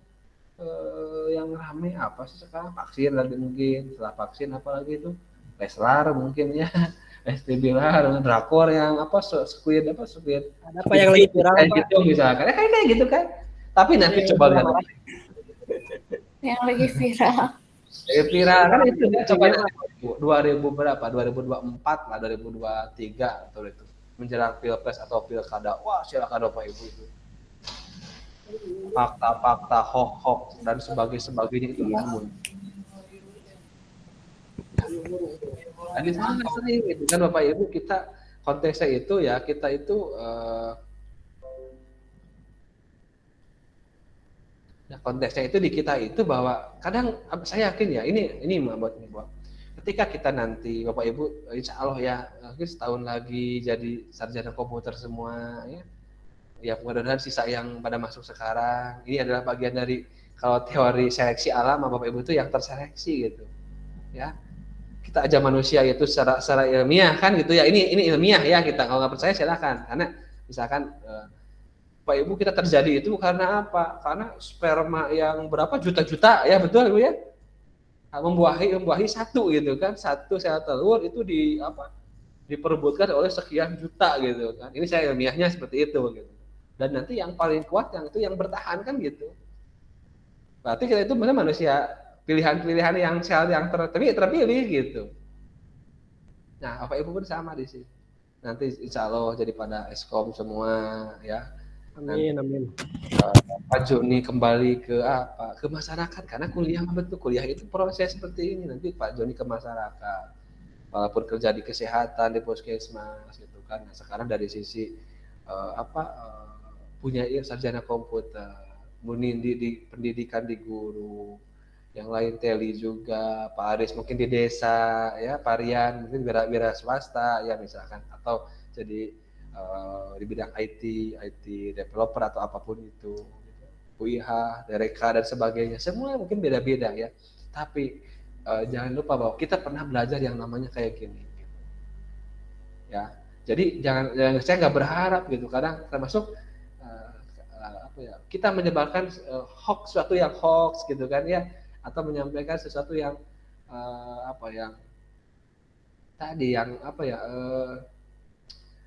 kebenaran itu belum teruji gitu ya. Atau bahkan tadi ya, mungkin sudah terjadi fakta di lapangan, tapi kita menyampaikannya itu berdasarkan emosi perasaan, sepertinya kayak tadi. Seperti itu. Jadi harapan saya sih ya yang di sini gitu kan, ya kan nanti Bapak Ibu percayalah, dunia komputer itu terus berkembang Bapak Ibu. Ya dunia informatika itu berkembang. Ya. Bisa dari sisi hardware-nya, dari sisi software-nya gitu kan. Sistemnya sekarang ya, kayak di sekarang di kampus gitu ya, kayak di kampus sekarang. Sedang ada jadi host atau artinya diminta bantuan ya sebagai host untuk CPNS. Mungkin di sini ada yang pada ikut ya, saudaranya, tetangganya gitu kan dan sebagainya. Nah, itu kan yang dalam konteks dulu kan kebayang gimana Bapak Ibu ya, dulu gimana proses CPNS itu terjadi kan gitu. Kemudian kan diamati, mungkin dikaji secara empiris, banyak kecurangan, banyak banyak apalah gitu, titik-titik dan sebagainya. Sekarang itu lebih kecil kemungkinannya gitu. Karena harus berjuang dulu orangnya gitu. Walaupun celah itu pasti ada gitu. Itu kita berbicaranya dari sisi itu gitu. Pak Ibu nanti kembali Pak Joni ke mana, ke faktor kesehatan ya, ke sana ya, ke di puskesmas itu kan, apalagi itu medis sangat medis ya, medis varian juga kalau di apoteknya ya, itu sangat sekali medis gitu kan ya. Dan walaupun dalam konteks misalkan bisa jadi ya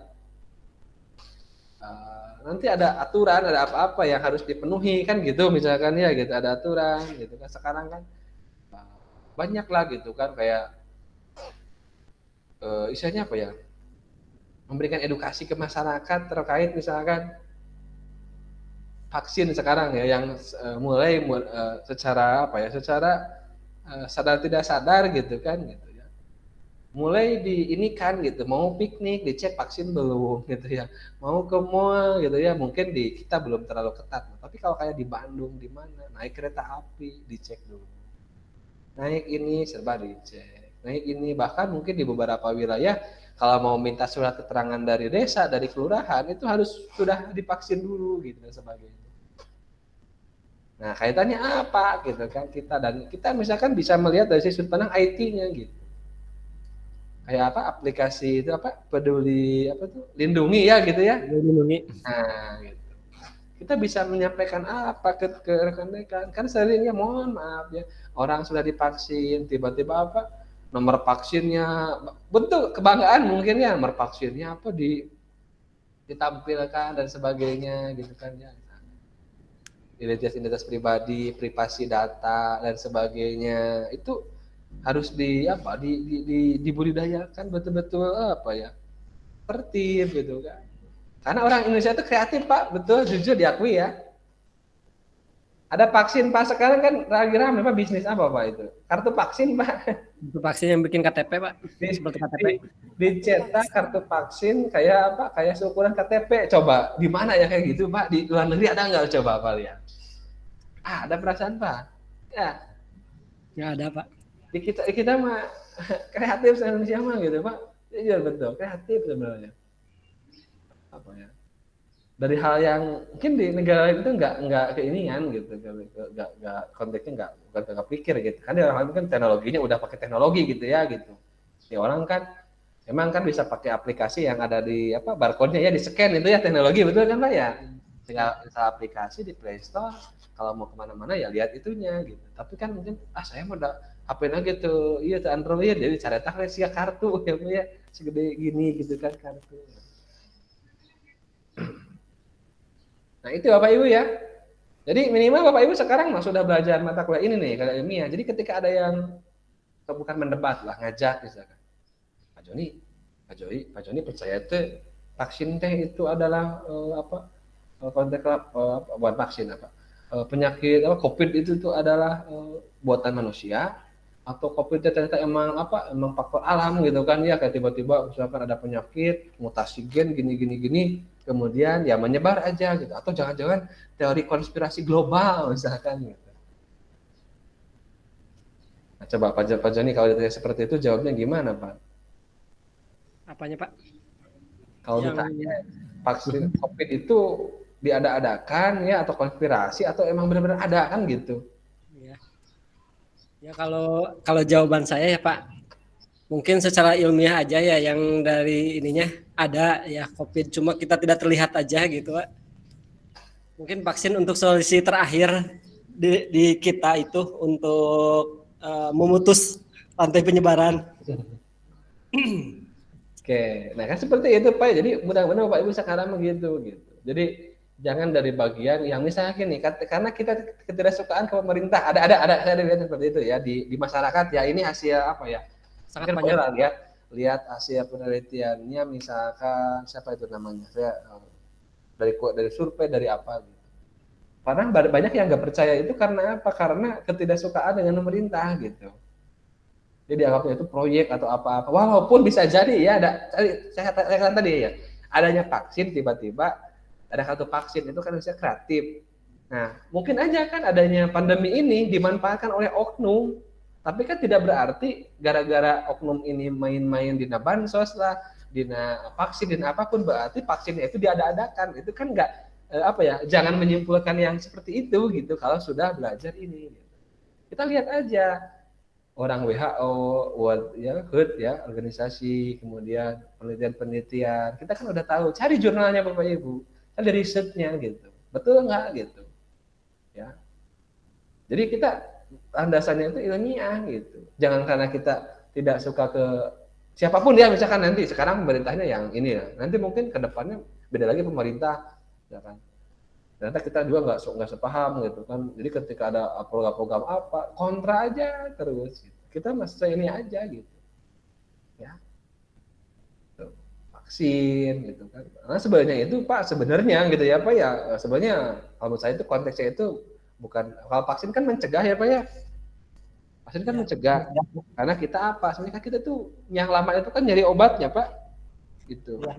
Kok agak cepat gitu kan, makanya tadi kenapa dunia saintifis itu mahal gitu, ilmuwan itu karena kalau cepat Bapak Ibu ya gitu, nemu vaksin aja kan butuh berapa lama kan uji cobanya, apalagi nemu obat. Kalau obat kan kayak gini, ya tadi saya contohkan, saya sakit perut ya tadi kasih obat sembuh kan gitu kan, vaksin juga harusnya gitu. Kalau misalkan maaf, nanti kalau obat COVID nanti, saya positif COVID langsung aja misalkan diinfus atau disuntik, jadi atau dikasih obat tiba-tiba sembuh besoknya gitu kan gitu ya. Nah itu kan yang paling manjur gitu. Masalahnya kan sampai kapan kita nunggu obat gitu.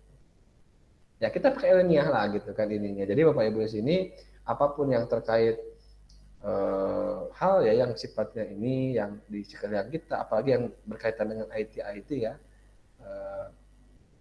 sering edukasi gitu kan, sering apa misalkan kayak sekarang bansos ya, bansos itu kan kemarin itu ada yang apa ya yang oknum gitu kan yang memanfaatkan gitu kan bikin apa itu namanya tuh bukan scam ya apa kayak phishing ya misalkan Bapak Ibu selamat dapat bansos masukkan data berikut ini tahu-taunya data kita dicuri gitu kan.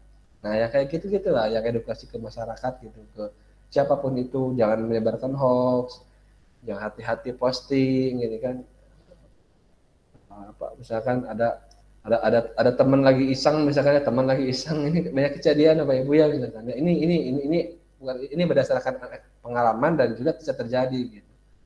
Ada teman ya saking dekatnya gitu kan dia lagi misalkan tidur lah atau bahkan lagi mandi misalkan dia tiba-tiba di videonya di share gitu kan heureuy meureun maksudna teh Pak ya heureuy maksudna meureun gitu kan karena teman dekat lah misalkan Pak Joni sama Pak Ervin deket banget gitu. Pak Ervin lagi misalkan mandi di video sama Pak Joni heureuy meureun gitu.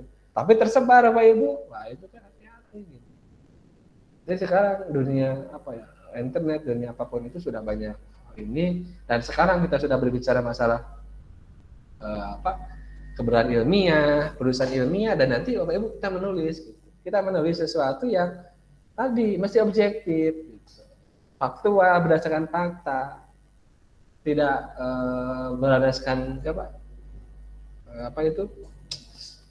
emosional perasaan gitu kan atau subjektif itu kita objektif gitu. Ya nanti kita belajar dan misalkan kita bisa menilai dan sebagainya gitu kan jadi menulis misalkan saya bikin memang ini kan ilmunya itu banyak Bapak Ibu ya misalkan gini apa yang mau ditelitinya, apa yang mau ditulis ilmiahnya gitu. Nah itu dari sisi apa ya,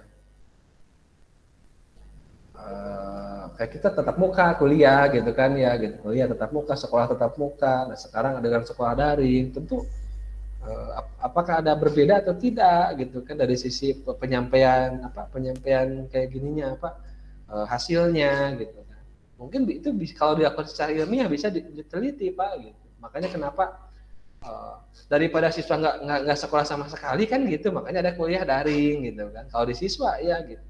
Tapi kalau level mahasiswa saya kira seperti ini Bapak Ibu ya, semua walaupun pada kerja mungkin bisa meluangkan waktu dan sebagainya, tapi kan nggak kebayang Bapak Ibu kalau anak SD gitu ya, anak SD baru sekolah tiba-tiba ya sama ibu gurunya ya selama satu minggu itu daring kayak gini Bapak Ibu gitu, diam aja gitu kan ya, diam gini dengerin ibunya ngejelasin perjumlahan perkalian gitu, itu beda pasti ya, mungkin bisa berbeda gitu, mungkin harus penelitian yang bisa menjawabnya, karena mungkin terkadang tujuan sekolah itu kan tidak hanya menyampaikan materi, gitu.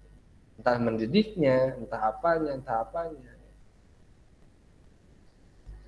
Oke, sebentar ya. Oke, itu materi satu ya, satu dan kedua ya.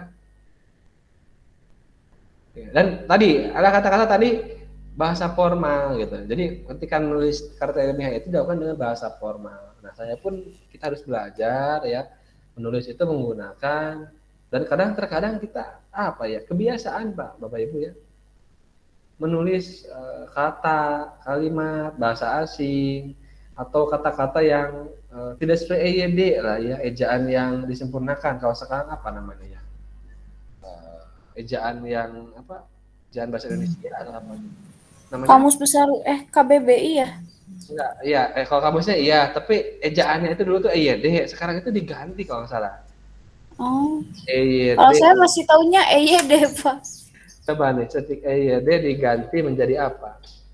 Diganti EBI. Nah, EBI itu atau PUEBI, Pedoman Umum Ejaan Bahasa Indonesia. Tuh kan? Ya, jadi diganti PUEBI mulai ini. Nah, nanti apa bedanya? Tapi paling tidak model seperti ini misalnya, kayak kita ya, sering menggunakan istilah misalkan ini contoh misalkan.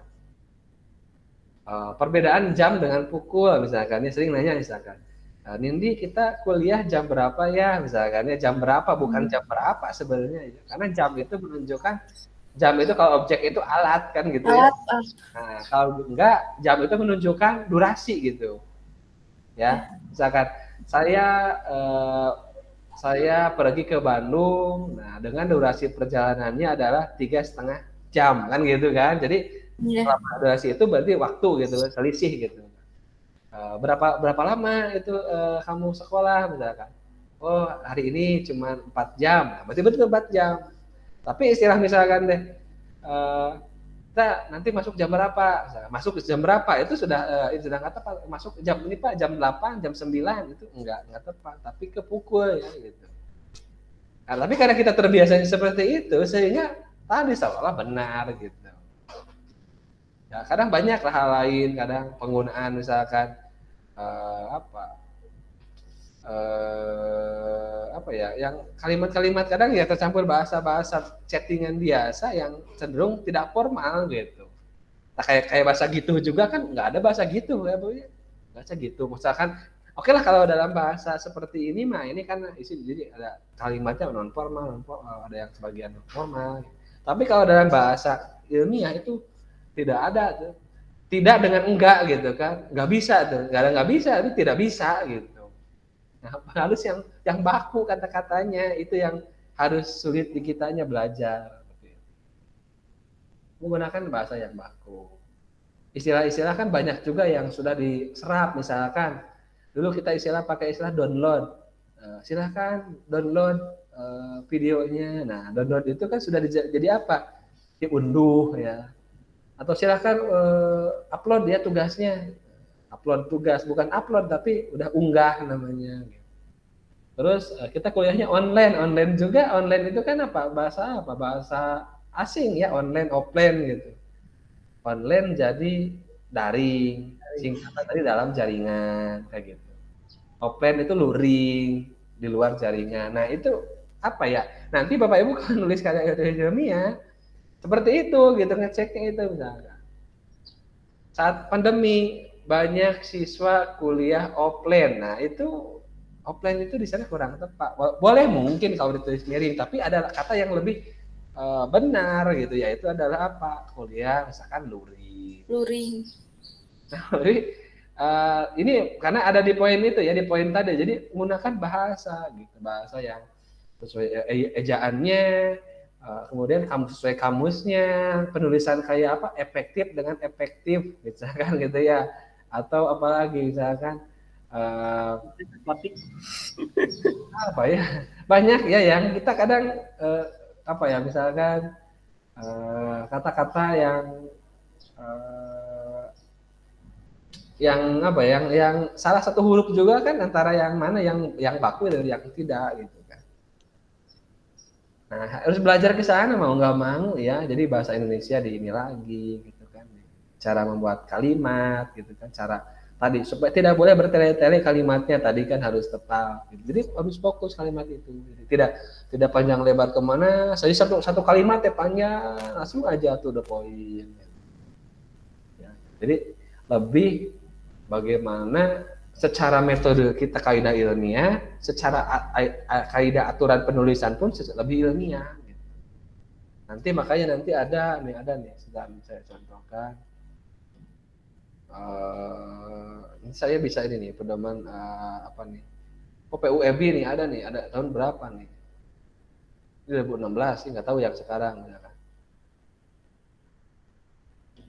Ntar saya share ya. Saya share di sini, contohnya ada. Terus cara penulisan sitasi, ya cara penulisan apa ini? Ini beda-beda. Misalkan nih, ini ada nih namanya pedoman umum. Ini 2016 ya. Nah, mungkin nanti Bapak bisa cari yang terbaru. Misalkan di sini apa yang diatur. Ini kan banyak kan. Misalkan nih. Misalkan ini ya. Apa yang diatur misalkan huruf abjad, vokal, diftong. Penulisan kata dasar, imbuhan, gabungan. Ini kata ganti ku, kau, ku, mu-nya gitu. Ini ada Bapak Ibu ya tuh. Ini silakan tanda seru, tanda baca gitu. Bagaimana kalau tanda petik tunggal, petik ganda ya. Tanda petik tunggal, berarti petik itu berarti dua ya, nggak ada petik ganda ya. Tanda petik sama tanda petik gitu. Kemudian tanda penyingkat. Di sini ada gitu kan nih. Abjad yang dipakai itu hanya ini A, B gitu kan.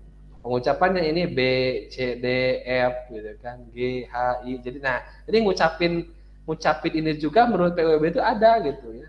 A, B, C, D, E, F, G, H, I, J, K, L gitu kan. Dibaca di M. Kan ada yang buat ak gitu ya. Pernah nggak Bapak Ibu ya dulu misalkan ya apa ya? Saya ada ini ya dulu ada obrolan gitu kan. Kan ini kan kita hurufnya Bapak Ibu ya. Nah, pengucapannya dulu sempat ada yang anak kecil nyebut itu bukan K tapi ak, karena misalkan C gitu kan L gitu kan. L kan L M N betul kan? Ini kan L ya, L besar kan kecil. Yeah. Dibacanya kan L gitu ya. Nah, kalau itu Pak, kalau orang yang udah sepuh ngajarin cucu-cucunya baca nah kayak gitu. Tuh. Karena kan tahunya L M N gitu. Berarti kan nah jadi ak gitu kan, kok ak gitu kan. Ya, karena apa? Ini kan ini sekali lagi Bapak Ibu ya, ini ya nanti diajarkan mungkin di sekolah dasar di mana. Tapi terkadang gitu, kok ak gitu ya, kan K, tapi kan nggak ada A-nya, betul emang nggak ada A-nya. Ini kan K aja ya. Jadi huruf K ini kan nggak ada A-nya gitu. Tapi kan aturan bahasa kita ngaturnya itu gitu. Nggak ada up, nggak ada h, nggak ada gitu kan, nggak ada. Kalau F iya ada F, G gitu kan di antara F dan G gitu. Ini sudah diatur gitu. Kayak H ya. Gitu. Ada yang dulu K juga bukan A tapi ak. Kenapa ak gitu ya gitu kan. Nah kayak gitu ya. Nah, gitu. Q lah, bukan Q kan Q berarti bukan Q tuh. Salah kita ya. Lihat nih aturannya apa? Jadi kalau misalkan ini mengeja misalkan apa itu simbolnya itu Q gitu kan, Q gitu ya. Ini Q ya tuh aturannya tuh.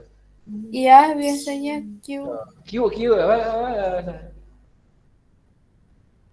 Kalau orang Sunda yang ngeja itu huruf P F sama P. P, F bener, F, P, F. Kalau P apa lihatnya? P. P itu Kayak salah, tuh misalkan ada P itu. kayak misalkan buat bedain ya Pak, kayak Iya, F apa, P apa gitu. P, F, P. Tuh ini juga tuh. Ini bacanya gini aturannya tuh gitu. T, W, X, oke. Y, Z, bukan Z, Z ya, Z. Bukan kan ada Z, Z, Z. Nah, ini cara apa? Itu kan enaknya. Ucapan ya. Ini pengucapan gitu. Jadi nah ini juga belajar ini kalau vokalnya misalkan ya huruf mengembangkan api berarti bacanya itu apa kan api kan padi lusa berarti di akhir ini posisi tengah tuh kan ember pendek pada akhir mengada ya misalkan contoh gitu kan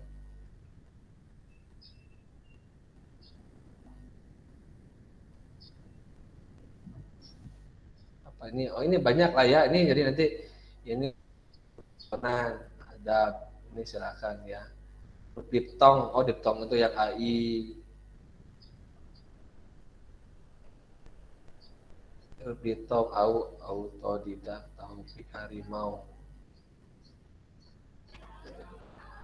huruf kapital ada aturan tuh kadang gini mohon maaf Bapak Ibu saya gitu sering ya saya mohon ada gitu ya mahasiswa ini yang di sini gitu nggak tahu gitu jadi nulis huruf awal jangan kan nulis ngetik ya kita bukan nulis ngetik aja Pak Ibu kadang ngetik itu huruf pertama itu nggak besar saya nggak ngerti gitu huruf pertama nggak besar kayak apa hari ini hanya itu kecil gitu ngetik tugas ya Pak Ibu ya gitu tugas itu kan semua salah satu yang mesti ilmiah gitu tuh pekerjaan itu sasaran adalah ini P-nya besar kemudian aturan huruf kapital nanti dalam apa nama orang itu juga mesti ya Pak Ibu ya sering ada yang misalkan nulis misalkan terima kasih kepada Bapak Restu Adibiono tapi kecil nulisnya gitu padahal itu bisa harus dikapitalkan ini aturannya tuh nulis nama apa nama tokoh nama ini nama orang apa jabatannya misalkan jenderal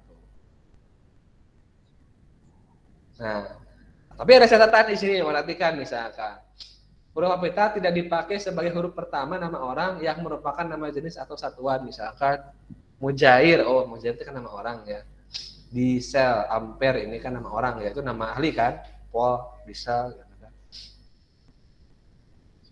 Huruf kapital tidak dipakai untuk menuliskan huruf pertama kata yang memaknai anak dari atau binti pan ini nggak boleh Bapak Ibu nah, misalkan nanti kan misalkan Nindi bin apa misalkan ya binti misalkan Nindi binti siapa nah binti itu jangan besar tuh jadi kalau nanti kita nulisnya besar dianggap salah secara apa secara aturan penulisan gitu nah kita sampai ini pun sebenarnya apa ya harus dipahami gitu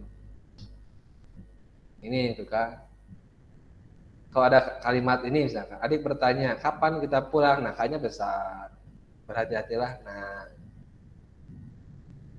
tuh kemudian nama agama kitab suci Tuhan termasuk sebutan untuk Tuhan misalkan Islam jelas lah ya Allah Tuhan di sini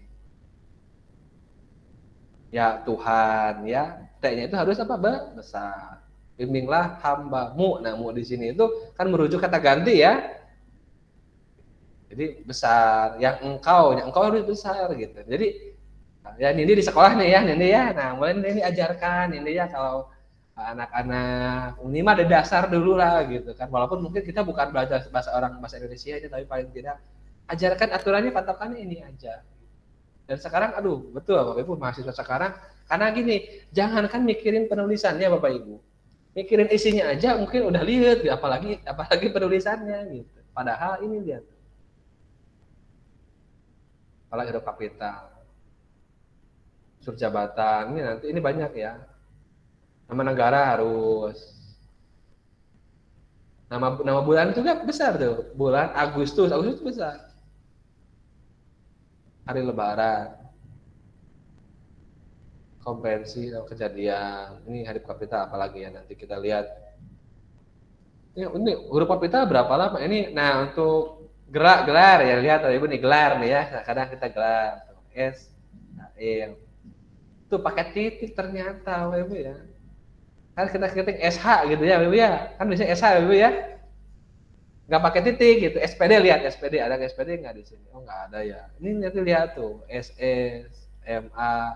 Nah, kalau Mkom kan besar, saya M titik K-nya besar gitu. Mhum kayak gini kita. Mkom misalkan atau Skom. Berarti S-nya kecil, K-nya besar, nanti OM-nya kecil, ada titik di akhirnya.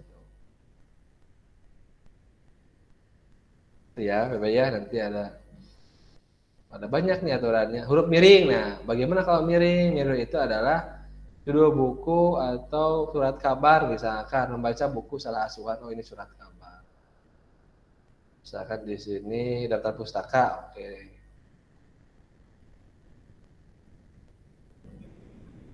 Apalagi ini banyak huruf miring, tuh kan. Huruf tebal. Oh, Ramadan sini. Huruf besar juga dapat dipakai subbab. Nah, boleh kadang jadi gini kalau misalkan ini latar belakang. Nah, ini berarti ininya dibuat tebal. Isinya nggak usah tebal, tapi ininya adalah besar, tebal. Nah, kayak gitu. Ini kayak contoh ya misalkan. Nah, kata dasar misalkan ada akhiran misalkan berjalan, gemetar gitu kan.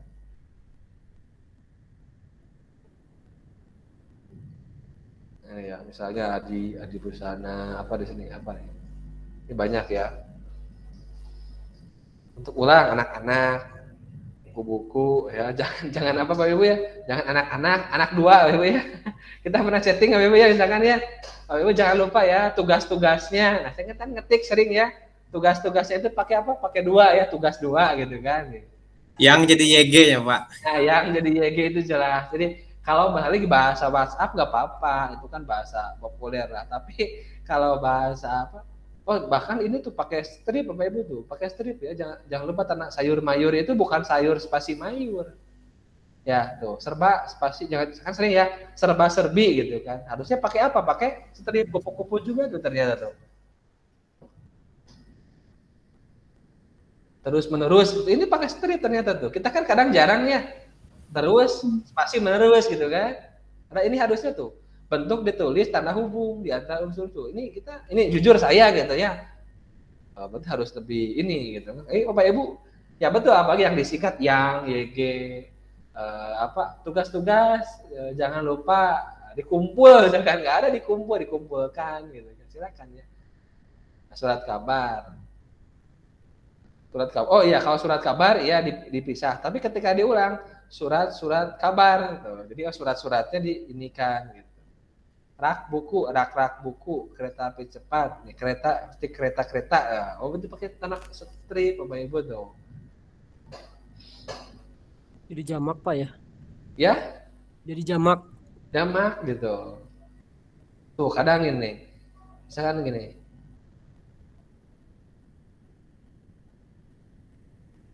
Gabungan kata yang dapat menimbulkan salah pengertian ditulis dengan tanda hubung. Misalnya anak istri pejabat.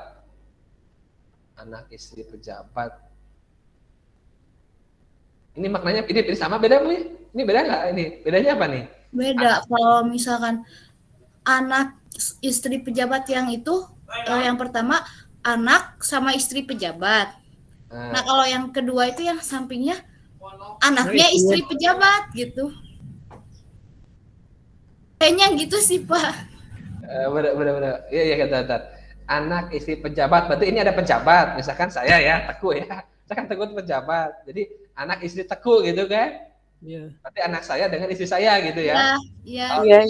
Anak istri pejabat, berarti ada seorang istri pejabat, misalkan istri Teguh berarti anaknya aja gitu kan. Berarti ya. Terima ya, anaknya dari istri pejabat X berarti anaknya istri si X tadi gitu kan. Oh benar. Tuh Bapak Ibu silahkan ya, ibu bapak kami gitu kan, ibu bapak kami, ibunya bapak kami, berarti bapak kami. Ya memang sih, ya inilah tadi ini ya sampai diatur seperti ini Bapak Ibu ya. Jadi silakan ya, gitu kan. Banyak bertepuk tangan, teman anak sungai. Ini gabungan kata ya, dilipat gandakan, menggarisbawahi. Oh, ada juga gabungan yang sudah serangkai acap kali, apalagi, bagaimana, itu kan ini satukan ya. Duka cita disatukan tuh. Duka cita, turut berduka pasti cita itu nggak boleh itu. Duduknya disatukan. Sukarela, saripati ini sudah. Pemenggalan kata buah, niat, pandai. Oke. Survei. Survei pakai i ya, bukan pakai y ya. Survei. Rapat. Ini banyak ya. Oke. Instrumen.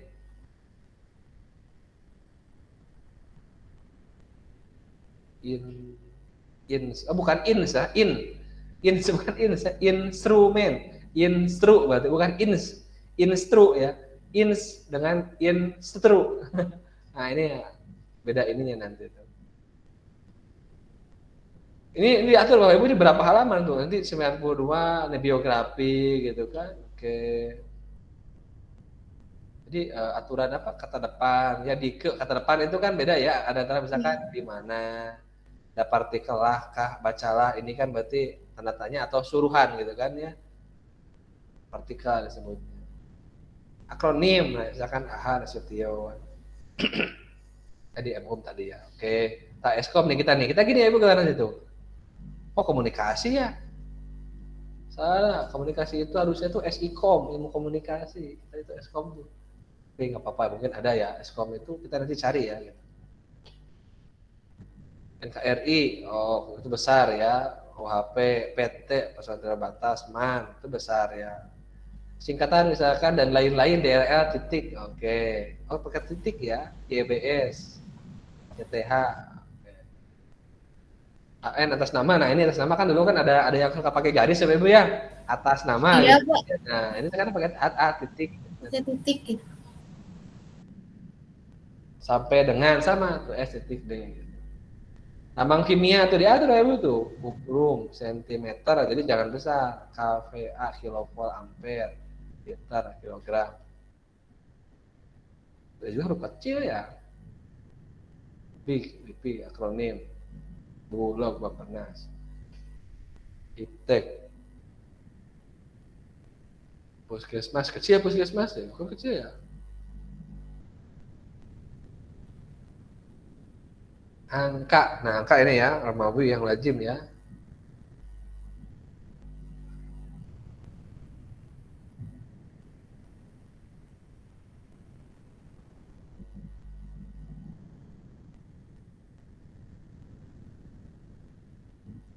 Bilangan dalam teks yang dapat dinyatakan dengan satu atau dua kata ditulis dengan huruf. Oh, jadi kalau kayak gini 3 kali, tiganya itu berarti pakai apa?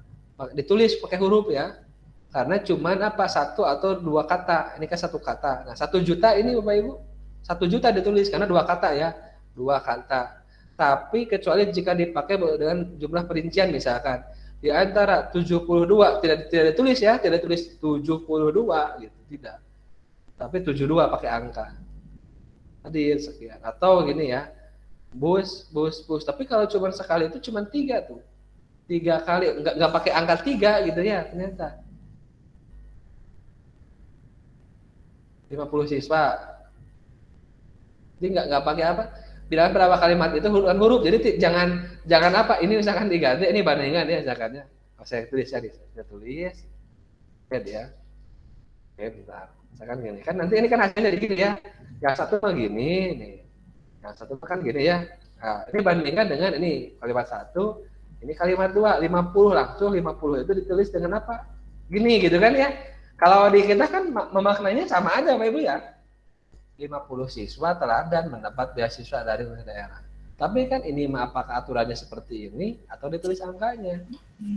Gitu ya. Ternyata kalau di sini itu bakunya itu gitu. Bilangan pada awal kalimat terus dengan huruf gitu. Nah, ini harus dihindari itu lihat tuh.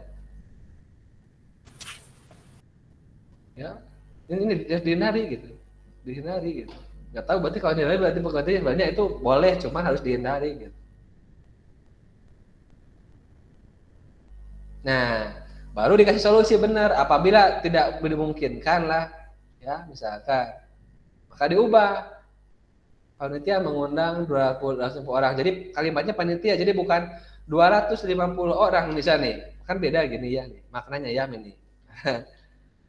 Nah, bisa. Ini kan gini ya. Nah, Ini tuh bisa jadi hasil dari diubah dari gini, kan sama aja nih. Kalau maknanya kan sama ya, misalkan 250 orang peserta gitu ya diundang oleh panitia misalkan. Ini maknanya sama Bapak Ibu ya, betul nggak? Terus para peserta diundang oleh panitia atau panitia mengundang para peserta, kan sama ya? Cuman karena tadi misalkan ini itu kan dihindari, mintanya dihindari. Kalau ada angka dulu, hindari. Makanya berarti diinikan gitu kan. Panitia mengundang ini. Atau juga sama, pemerintah daerah memberikan beasiswa terhadap sekian teladan. Jadi ubah gitu kalimat itu, disarankan gitu. Di lemari itu tersimpan 25 naskah kuno. Jadi ini awalnya itu kan 25 naskah kuno disimpan di lemari tersebut misalnya. Jadi diubah, dipindahin ininya gitu. Ya juga dihindari. Jadi supaya tadi dari sini ya menghindari ke ini tuh. Jadi daripada 25 kilo tersimpan di lemari itu, berarti di Bali itu tersimpan. Jadi supaya angkanya itu nggak di depan gitu, nggak tulis angka 5 orang mahasiswa STIMIK. Jadi jangan pakai angka 5.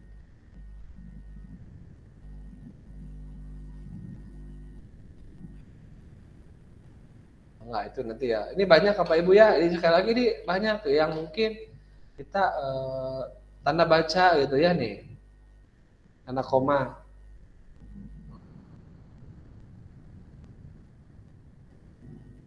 Tak hubung. Nah, sering nih maaf ini Bapak Ibu ini sering nih gitu ya.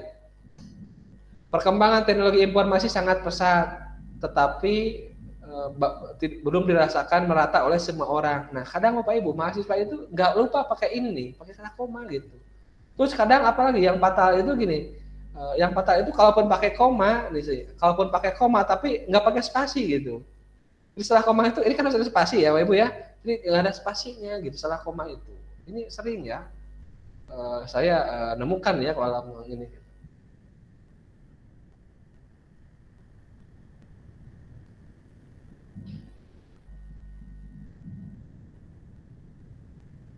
Ini kan. Oleh karena itu, jadi kalau pakai jadi pakai koma wajar. Nah ini nanti ya silakan ya Pak Ibu ya, sekali lagi nanti kita kenapa kita belajar ini, bahkan ada lagi nih bentar di yang itu ada lagi KBBI nih Bapak Ibu. Nah ini ada kamus besar nih. Ini 1490 halaman, enggak Bapak Ibu.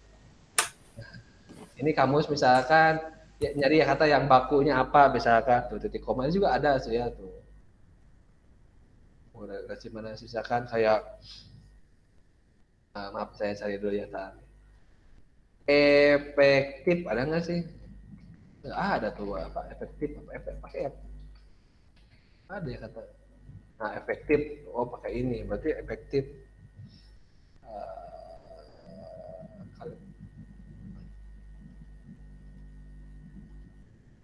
Efektif atau yang itu efektif.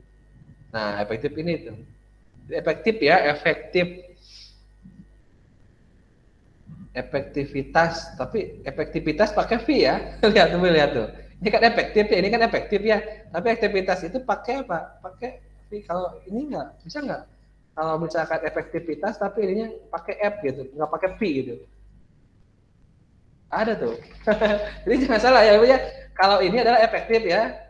Kalau ini efektif ya, tuh. Kalau apa itu cuman efektif. Tapi kalau efektivitas pakai apa? Pakai P gitu. Lihat dari sini. Ya ini sering dengan efektivitas itu berarti pakai P. Nggak ada efektivitas biasa. Efektivitas berarti pakai V. Pakai V. V ada F. Salah lagi gitu ya. Jadi ini kamus ada di sini ya kamus. Jadi nanti ini apa ya? Kenapa belajar ini? Karena kita tadi gitu konteksnya itu adalah belajar. Nah pun demikian Bapak Ibu sebenarnya nanti bagaimana kalau kita nih misalkan ini kan Bapak Ibu ya kita menulis artikel bahasa Indonesia. Bagaimana kalau kita menulis artikel bahasa apa? Bahasa Inggris. Berarti ikuti ya grammar, aturan bahasa Inggris, grammar, kamus-kamus itu ikutin gitu. Ya Bapak Ibu ya. Oh, misalkan kita nulis artikelnya itu bahasa Inggris gitu. Kan ada aturan apa grammar, ada aturan tenses dan sebagainya ya Bapak Ibu ya, itu pasti. Oke, itulah nanti banyak ya. Saya kira itu Bapak Ibu mungkin ya gambarannya ya, nanti mungkin kita akan bahas juga di sisi-sisi yang lain. Barangkali ada yang perlu ditanyakan Bapak Ibu atau cukup? Kalau saya sih cukup Pak, nggak tahu kalau yang lain. Mungkin Pak Joni, Pak Aris. Ada mungkin mau nanya Pak. Mangga, silakan Pak Aris.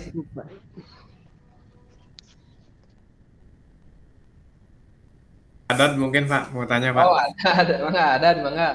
Gimana Pak Adan, sehat? Siap Pak, sehat. Intinya gini ya, kenapa kita belajar PUBI, KBBI dan sebagainya? Nanti Bapak Ibu akan nulis yang resmi itu skripsi, ya apa itu skripsi lah ya. KP saya nggak tahu formatnya gimana, tapi apapun bentuknya laporan. Nanti gunakan kata-kata yang baku, gunakan penulis kalau ada koma, aturan koma, kata sambung dan sebagainya. Diupayakanlah kita memang itu betul, memang tidak mengurangi makna gitu ya, kayak tadi lah ya. Menulis kupu-kupu gitu ya, menulis kupu-kupu dipakai spasi dan enggak gitu, itu memang enggak mengurangi makna, tapi secara aturan berbahasa itu adalah kurang tepat.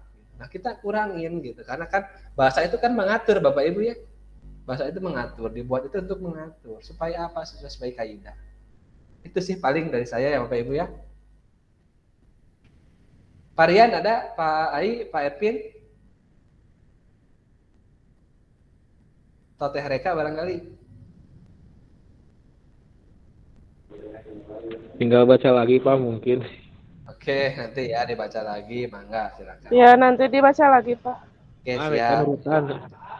Paling Bapak Ibu itu aja dari saya ya untuk hari ini. Jadi intinya kesimpulannya kita secara ilmiah bahwa ada namanya kebenaran ya, karena kita menulis satu hal yang ilmiah dan nanti ada kebenaran juga secara ilmiah, berarti nanti ketika kita melakukan penelitian secara ilmiah, kaidahnya diikuti dan penulisan ilmiahnya pun ya untuk karya ilmiah itu harus sesuai dengan kaidah-kaidah dan norma ilmiah, sehingga akan bersinggungan dengan mata kuliah terkait penelitian, kemudian juga terkait bahasa Indonesia ya, karena kita menulis itu berarti menggunakan bahasa yang sesuai dengan aturan, baik itu bahasa kamus besar bahasa Indonesia atau dengan tadi pedoman umum EBI ya, ejaan bahasa Indonesia.